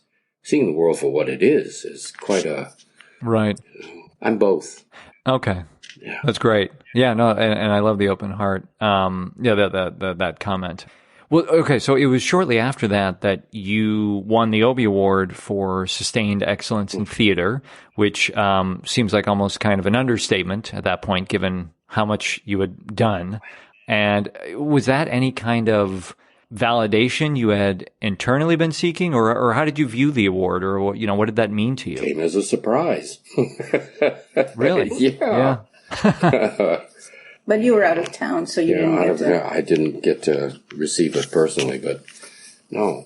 And we thought that, I think part of the speech that he wrote said something like, here I have spent my whole life doing theater, and I am receiving an award for that accomplishment, and I'm out of town doing a film. So right. The irony of it. Yeah. Right. Okay. So after you did the Matrix, I know you did a number of other action films, Dragon Ball Evolution and Ninja Assassin and John Wick. So were you again, very certain that you wanted to do more action films, or were you pursuing them, or were they pursuing you? How did that come about? I choose my work if it's exciting. And in the case of John Wick, it was with friends who had worked on The Matrix. Okay. Keanu. And the sure. director. Yeah. Yeah, Chad Stahelski. And the stuntmen. Yeah. Well, watching some of the behind the scenes things, it just looks like you're having so much fun with all the stunts and I mean, especially on The Matrix, which is, so extreme, but that, you get to be a kid again. Yep, absolutely. Every day going to work, feeling like a little kid. What's today's adventure going to be? Right. Well, what part of the motorcycle chase am I going to be a part of? What can I do? Yep, sure. I want to try to do as much of my own stunt work as possible. Yeah, and they let me for a good chunk of it. Yeah. That's great. And when Master Oogway came along, was that just a one picture project? I mean, did you do that by yourself in a studio, or did you know that there was more built into this? Did you know it was going to become this huge franchise? I had no idea. The director, when I first met him, he told me, I want to create something classic. And he did. And I thought that, no, there couldn't be a sequel, because the first one was so complete in and of itself. Right. But they did make sequels. And it took a year before they cast him. Oh, really? Yeah, they contacted him the year before, and they said they were looking all over the world for the right voice and the right character, the actor who could embody Oogway. And then they came, but we thought it was over. We thought, well, that didn't happen. Sure. And then a year later, we got the phone call saying that they wanted him to do it. Wow. And yeah, I mean, I've heard a lot of times voiceover work, especially animated work, is like that you just kind of do it and it goes, off and has its own life. And as people figure out what they're doing and money and time and all this kind of stuff, and then it may wind his way back into your life, many, many years. And then, of course, was it a situation where Randy was working with the other actors, or was it all recorded separately from everyone else? All separately, Nathan. Wow. Which is a credit to the editor, the director. Yeah. Yeah. They created the piece. All I did was to lend my voice to this character. That's all I did. Right. And when we did the voice work, I tried to give them as many different options as I could as far as, the reading of different lines and sure, so that they would have a choice when they finally put the thing together. Mm-hmm. Wow. But I thought I was done after the first one, after Oogway's beautiful death scene, being absorbed into the universe, Right. But then when we got the call for the third segment, we were startled and wondered, okay, how's this going to work out? Well, now you'll be like Hamlet's father. Right. Yeah. There's always the supernatural. Can't rule that out. Right. Well, I wanted to ask a question about the two of you, because around the same time, I think maybe it was a little bit after the Kung Fu Panda, but I noticed that you guys finally got married. Yeah. After being together for about 40 years. Right. Yeah. And that's an unusually long engagement period or courtship, right? And so I was curious why the decision to wait on marriage for that amount of time, or why finally to decide to get married. Well, we never felt the need for marriage because over those 40 years, as I said, Chuck was part of our lives as well, and everything was about theater. And particularly APT. Then we tried to start another theater in Hawaii when we left APT. Oh. And so it was constant theater. And then Chuck became ill, and with cancer. And at the time I didn't have insurance. And so we decided that we should get married so that I could have insurance, and that if anything ever happened to us, we would be able to be in the room together or make decisions. And I think mortality started to take on a reality that we had never faced before. But we also felt that every day we had to renew our vows. We didn't want a piece of paper. We didn't want an outsider sanctioning our relationship. And so we felt that if there was a kind of test every single day to see if it would last. And that felt good, that it didn't need anything more than that. And everyone sort of accepted it. I mean, our families, our friends, everyone just felt it was Annie, Randy, and Chuck. And only our hairdresser, I remember our hairdresser said that many of our friends would come in to him and want to know who was sleeping with who. And we said, we'll never tell. But I have to say that it was not very much about sleeping together. It was about theater. That was the drive that we had. And so finally we decided, okay, let's do it. Let's get married and make sure it's. If the three of us could have gotten married, we would have. That's how close we were. That's yeah. And everyone knew it. I mean, that's the thing. My mother comes from a very traditional background. Randy's mom and Chuck, they all came from very traditional backgrounds, but somehow they just felt that this was the right group of people to be together, and admired that we didn't argue and that we didn't have the domestic issues that our siblings had. So I think that's ultimately why we did it, and we like it. It's nice, right? You bet. Amen to that. Yeah. Well, speaking of love, I noticed and I watched the presentation and performance you guys did in Wisconsin, a few years back, and you called it a 40-year love affair with Shakespeare. Mm-hmm. And I was curious, well, why was that not a marriage with Shakespeare? Because it seems like you've been quite committed to him for quite a long time. So I was just curious. It was just that you called it a love affair and not a marriage with Shakespeare. Ah, good point. Good point.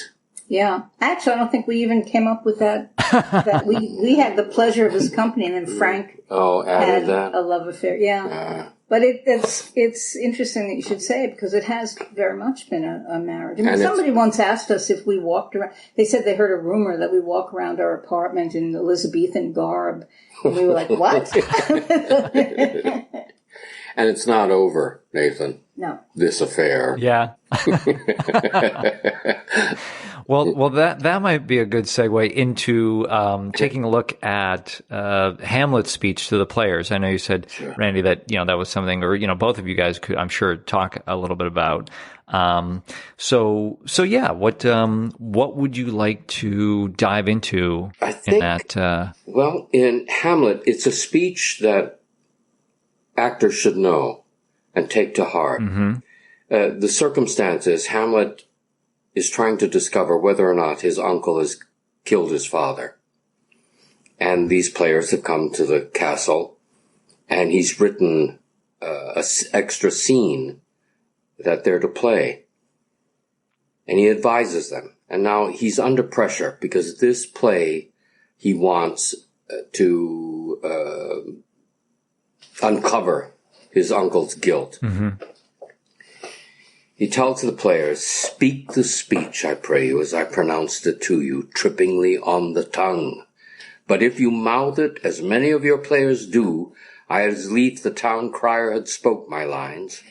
Nor do not saw the air too much, your hand thus, but use all gently. For in the very torrent, tempest, and as I may say, the whirlwind of passion, you must acquire and beget a temperance that may give it smoothness.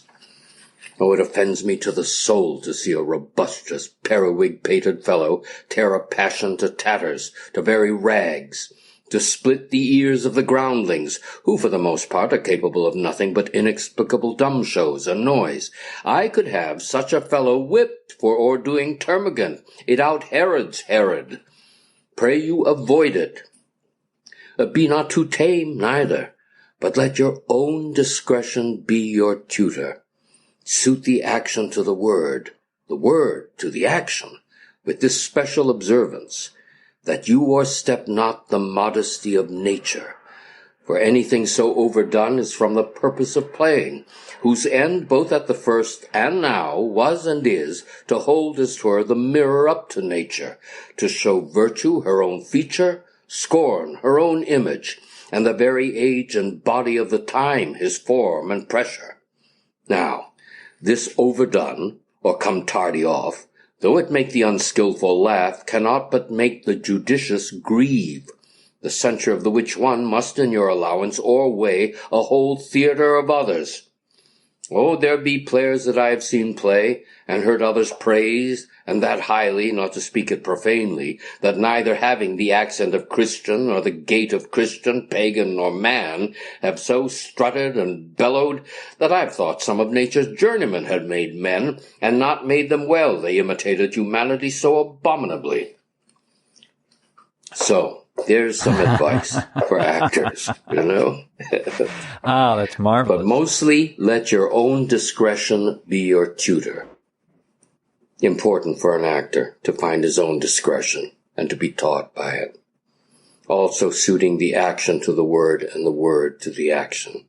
And so how would you, I don't even know if I want to try to define it. How would you define discretion? Let your own discretion be your tutor. What does that mean to you? Judgment. Your judgment of things. Your weighing out of things. Whether something is beautiful or ugly, whether something is too slow or too fast, whether something is too soft or too loud, all of that. And it's trusting your own instinct on that as well. That's a part of it. Yeah. Well, and don't do it for the approval of others. Don't try to, that's why I think the idea of the clown coming in, it's not, don't do it to make an audience laugh or to, elicit a response. Use your discretion in understanding what that moment is calling for. Because it is in your hands. Mars Karnofsky, he directed us in Ivanov, and he gave me very harsh criticism at one point, and I was devastated. And then I went out and did what he asked me to do, and I couldn't do it. And he said to me, well, that was much better. And I said, no, it wasn't. You and I both know that. And he pulled me aside and he said, Anna, did I ever tell you that when you're on stage, it doesn't matter what I think?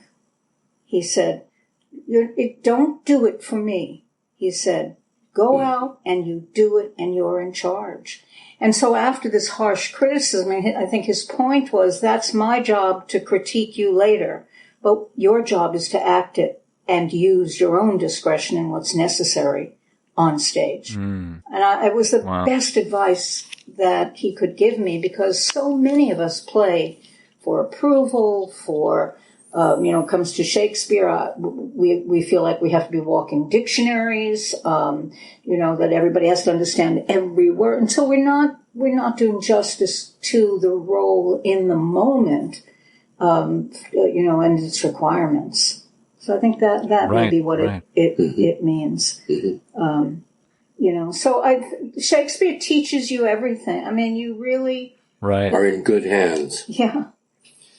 Well, and I think it's so emblematic of, what is it, a four phrase line that we just referenced, that we can talk about it for, 5 minutes. We can talk about what does it mean, just that was his genius, is being able to pack so much into so few words, as we talked about earlier.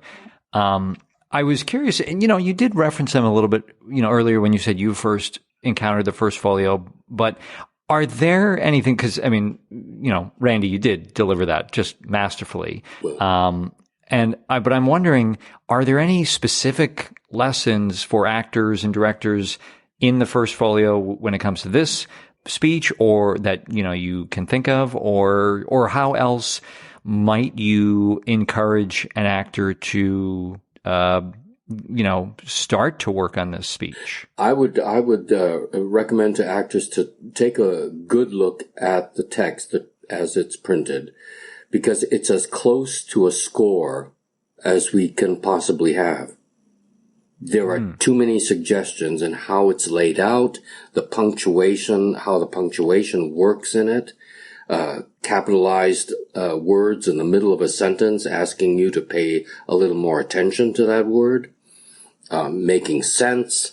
But to take a look at it, because printing was only a little over 100 years old by the time the folio was printed, right?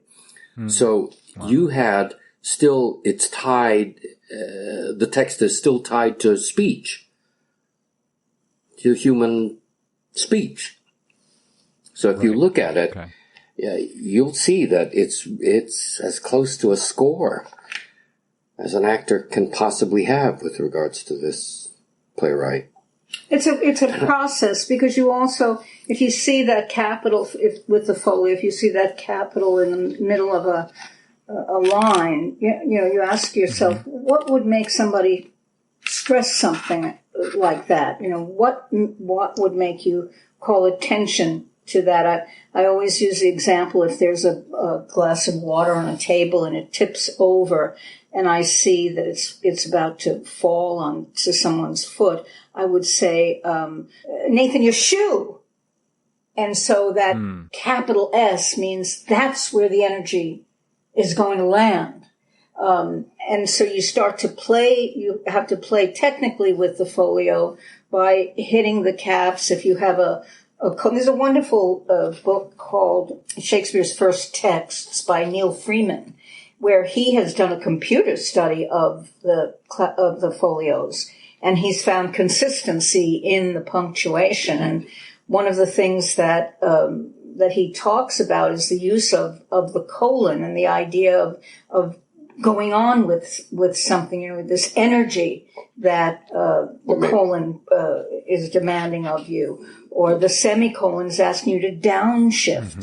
So the semicolon is a kind of personal punctuation that makes me, I'm a little bit ashamed. So I come down a little bit on it. And so all those little tips in there on each piece of punctuation becomes a stage direction, and can be very, very helpful.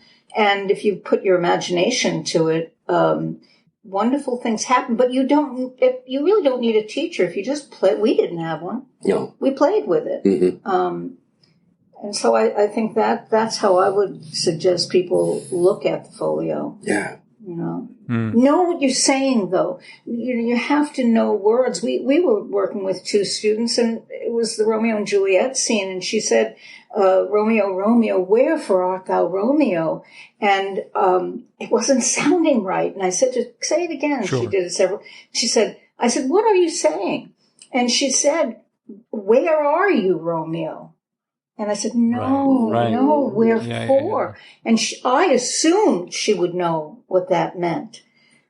So it's so important for people to understand, to look up those words, get your hands on a dictionary and find out what you're saying.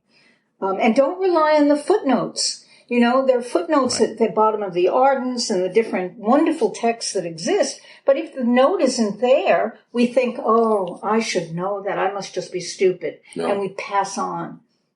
Find out, look under every possible stone to find out what you're saying. Right.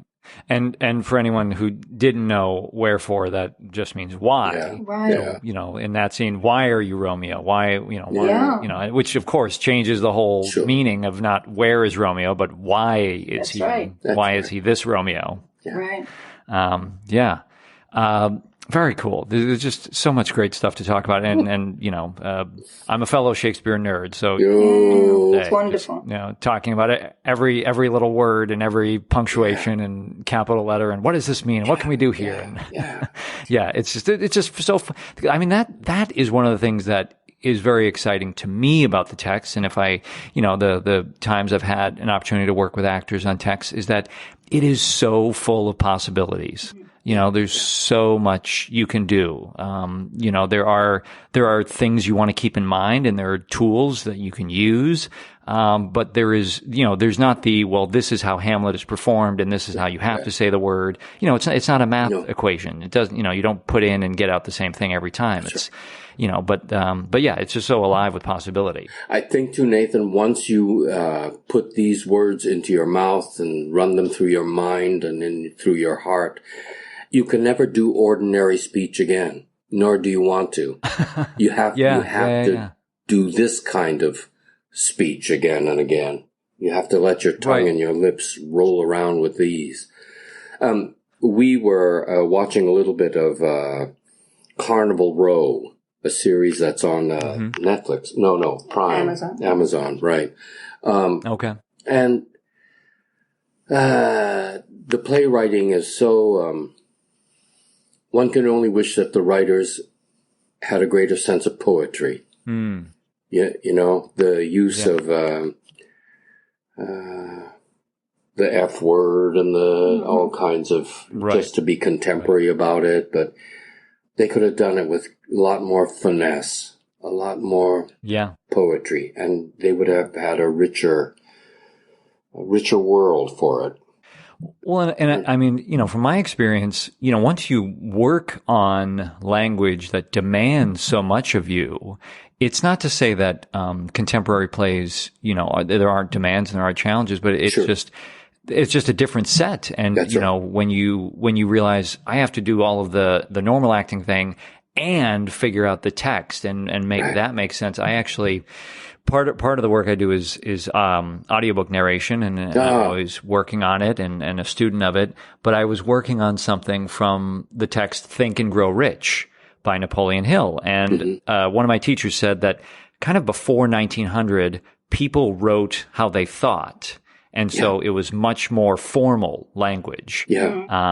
And so when, even in a text like Think and Grow Rich, and he was saying it's almost Shavian, it almost feels like Shaw. And it really demands, if you're going to narrate this, it really demands you to, because you have sentences that go on and on and on that you have to figure out, okay, how's my, what's my sense of structure here, and what's the meaning, and what's the point, and what's all the different things I can do, not just technically to make it sound interesting, but to really get the point across.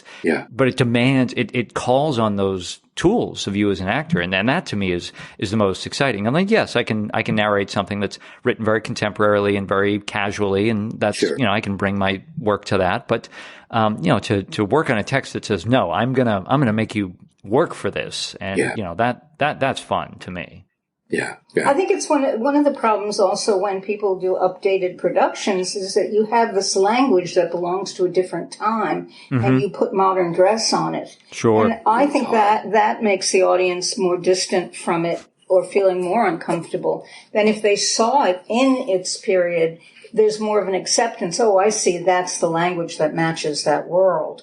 I think that, I think we're deceived in thinking that if we just updated the clothing and kept the language, that everything would be fine. It just doesn't work that way. It's a different time. The language works differently. Not everything is fast. I mean, we have a long time between point to point when we're traveling, so there's more time to talk. There are no even phones at that time, so that's what's influencing it. And I think you can create that world and the point of that language much better and more clearly if you let it live in the world that it's designed to live in, So I sometimes wonder why we think we're going to do anybody any good by putting it in modern dress. The other thing, too, is that I don't know if you've ever done any of this kind of work, but the source material that exists for Shakespeare's plays. Sure. Yeah. And I remember I was working on, I got the chance to play Richard III, and I remember going back and reading Sir Thomas More's account, and it was fascinating to see, because you see what Shakespeare did. I mean, he literally lifted sections out of More's writing and dramatized it, but a lot of times the word order was the same, or the phrases, and you go, this is what he used, this is amazing. Sure. And, and then of course you read about the experience of, the whole political campaign, the smear campaign on Richard III. But yes, sorry to jump in, but yeah, it is interesting. And that was just one example. I know there's tons of source material out there. Well, I mean, when we did Julius Caesar, we took the actual stabbing from Plutarch's Lives. And so what you got to see on stage was every one of those weapons that pierced Caesar, exactly how it was reported in in his chronicles. So that becomes very exciting to an audience. Again, you're allowing them to become part of history.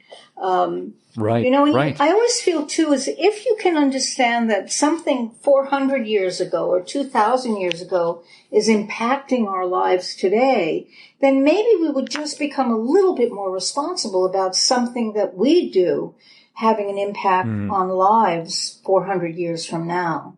But I think when you cut out history, we have to start all over again. And this narcissism that comes into play doesn't help the future, and it totally ignores the past. Yeah. Well, I mean, again, we could continue this conversation a long time, and it's been wonderful to chat with you about Shakespeare and at length, and I'd love to sit down with you, and look at the script together. I know. Yeah. That's the best way to show you at least how we look at it. That would be fun. Right.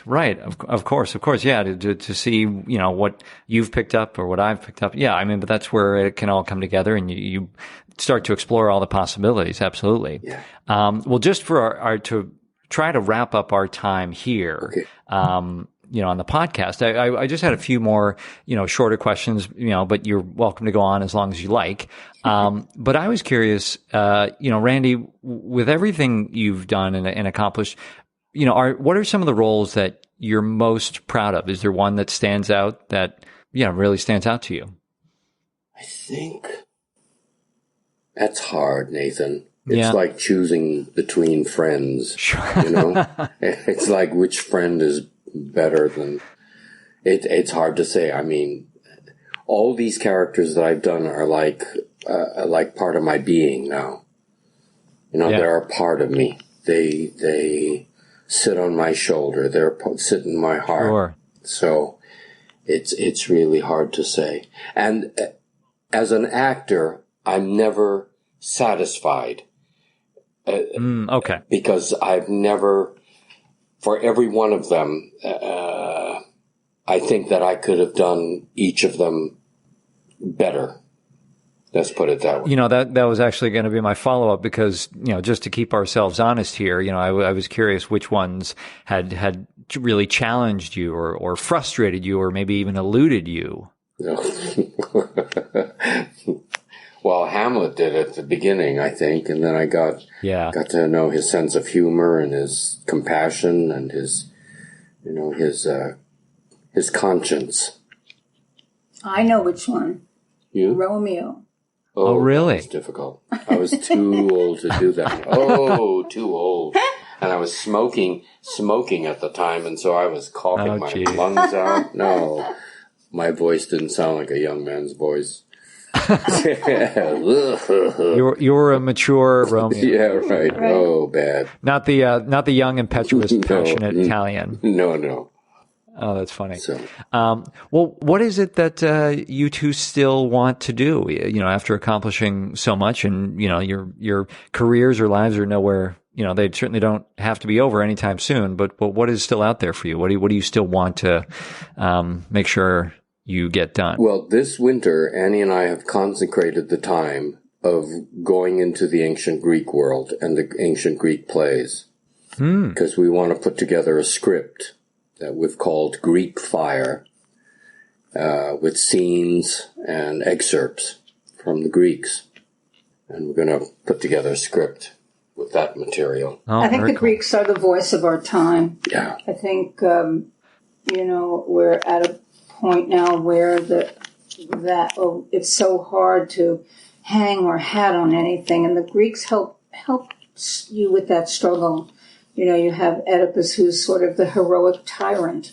So here's, within this man, you have this ability to save, you know, his country from the wrath of the Sphinx, and yet he becomes the pollution of that country. But that idea of how we're torn apart today, you have Medea, who, you know, if you want to talk about misogyny and you want to talk about the idea of a man using a woman for his gain and then giving the excuse that he has to do what he has to do because it's the best thing for her children. Or you have the Trojan women who show heroism in the face of absolute destruction and despair. We believe that that's where our time is right now. We're desperate. There's a great feeling of despair in the world. Have we lost, you know, our way completely? What is democracy? I mean, you need the Greeks to show you where it began. And so it's right for us to, and no one's doing the Greeks. I always marvel that all of these women who want to do King Lear and Richard II, but why aren't they doing Medea? That's our story. Why aren't they doing the Trojan women? That's our story. I don't want to do a man's story. It doesn't matter if I put on, you know, trousers and get out there and say, well, I can do King Lear. I'm still telling the man's story. The woman's story is in the Greeks. So we want to take a really deep look at that and spend much of our last years with it. Yeah. Yeah. Well, it reminds me, and I think it's been about 40 years since Williamstown did the Greeks cycle. The Greeks had to do with the Trojan War, right? Right. Well, yeah, it was this whole collection. It was John Barton and Kenneth Cavender adaptation of, you know, I mean, there were multiple stories, but it was this 6-part epic kind of thing. but yeah, and as you said, like it's been a while since, you know, any major theater has done a real, you know, strong look at it again. But so we're due for it. Yeah. Well, good. So I mean, that's exciting that you guys have that coming up, and at least, you know, putting the time towards it. Yeah. Yeah. All right. So I just had a few quick questions just to, you know, kind of wrap things up. And what would you guys tell your 25-year-old self? I would say to my 25-year-old self, don't be so self-centered. I would say don't waste time. I would say use every waking moment you can learning this craft. It's interesting to hear you say that, Annie, because I've to hear your story, it doesn't. I don't know what time you might have wasted. You guys seemed so busy. So do you feel like you could have been doing even more? I do. Yeah, I do. Really? Wow. I think I would have learned languages so that I could take a look at plays and perhaps have a hand in translating them. I think I would have spent more time refining my knowledge of music, and world music, classical music, because I spent my time with the plays and with acting them and directing them. But there's so much around that I would have liked to have spent more time with. Got it. Okay.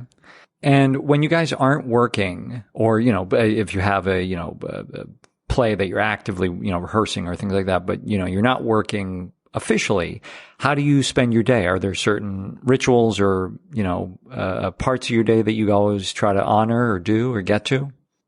Shall you tell him? Oh, I'm not quite sure what it is that you expect me to tell him. That you're going to bake? Oh, well, that's part and parcel of it. I mean, we do spend every evening having a meal together. So I do a lot of cooking through the course of the day.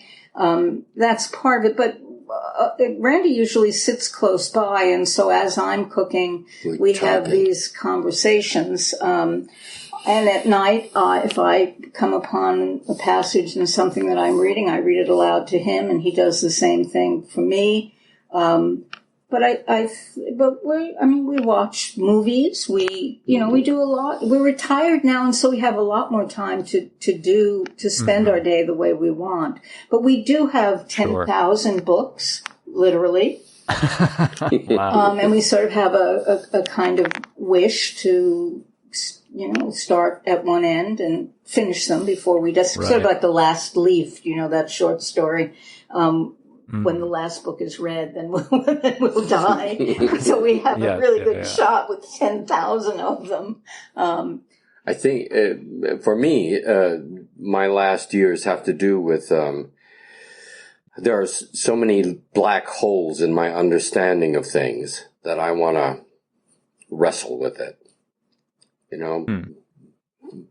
Places in my understanding that are just incomprehensible, that I haven't made the linkage, whether it's historical understanding or scientific understanding. So all of that. And Annie and I recently have, because of the political situation that the country is in now, we've been reading up on how we got here, pretty much. Sure. Where we're at, and we've been discussing that. Whether or not the theater can be of service at this time of our troubles, our national troubles. Yeah. And in terms of working, it does sound like you guys still work on Shakespeare pretty regularly, or talk about it. Yeah. We do, and we have a group of students that contact us, and they, when they want to work. Occasionally we'll have one who gets cast, and they'll come and spend a week or 2 weeks with us, and we'll take them through the role. And, it's a lot of what we do is more on a one-on-one basis. We don't do a lot of group teaching. We did teach 3 courses on Hamlet, King Lear, and Merchant of Venice, which were 13 weeks each. And so we were able to take students through the whole play from actor's point of view, theater point of view. So we're always working. And I always remember Morris, when he was in his 90s, somebody asked him if he felt bad that he was 90 and he couldn't work on these plays any longer. And he said, nonsense, I'm still working on my Macbeth. I intend to do Macbeth. So I think I understand what he means. That's why I said to you earlier, I would start a theater tomorrow. Right. Now that's in my insane moment of getting everything, and but I think that's what does. We can't stop working. We love these plays. It's our, it's our life. Yeah. Right. Yep. Yeah. Well, in thinking about the 10,000 books and all of the text that you've been surrounded with for your life, are there any quotes that each of you think of often or try to live your life by? Oh, well. Our life. Well, there's that one, keep within yourselves some images of magnificence, from Yeats.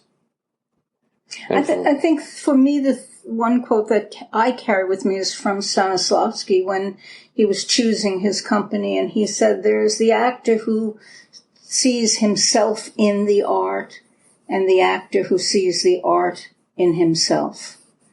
And he only wanted to work with the latter.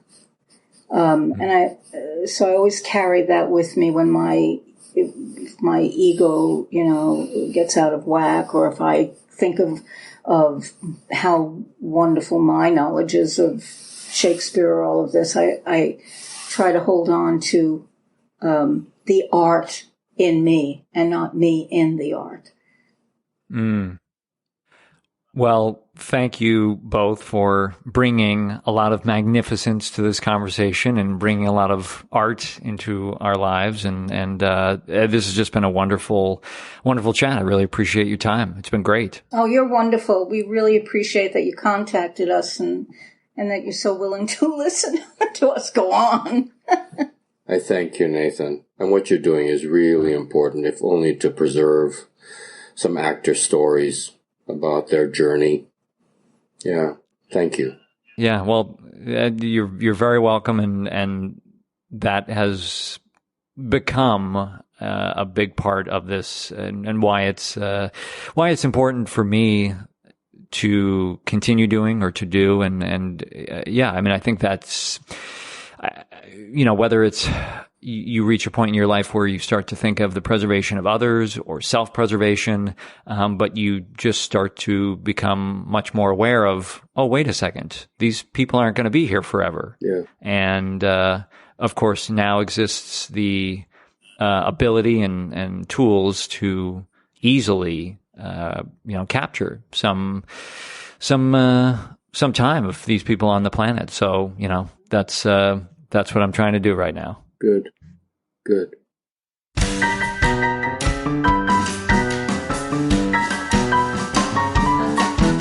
Hey guys, Nathan here one more time. If you enjoyed this episode, please remember to subscribe so you don't miss anything ahead. Be sure to visit workingactorsjourney.com for additional info and links for items mentioned in today's episode, as well as all the episodes. You can follow the show on Facebook, Twitter, Instagram, and YouTube. All the links are on our site and in the episode notes. Become a premium member and enjoy additional benefits and perks of the show starting at just $2 per month. Head over to workingactorsjourney.com/premium to join the Working Actors community. Thanks again to today's guest and to everyone that makes these episodes possible. And a special thanks to you for listening. I'm Nathan Agan, and enjoy the journey.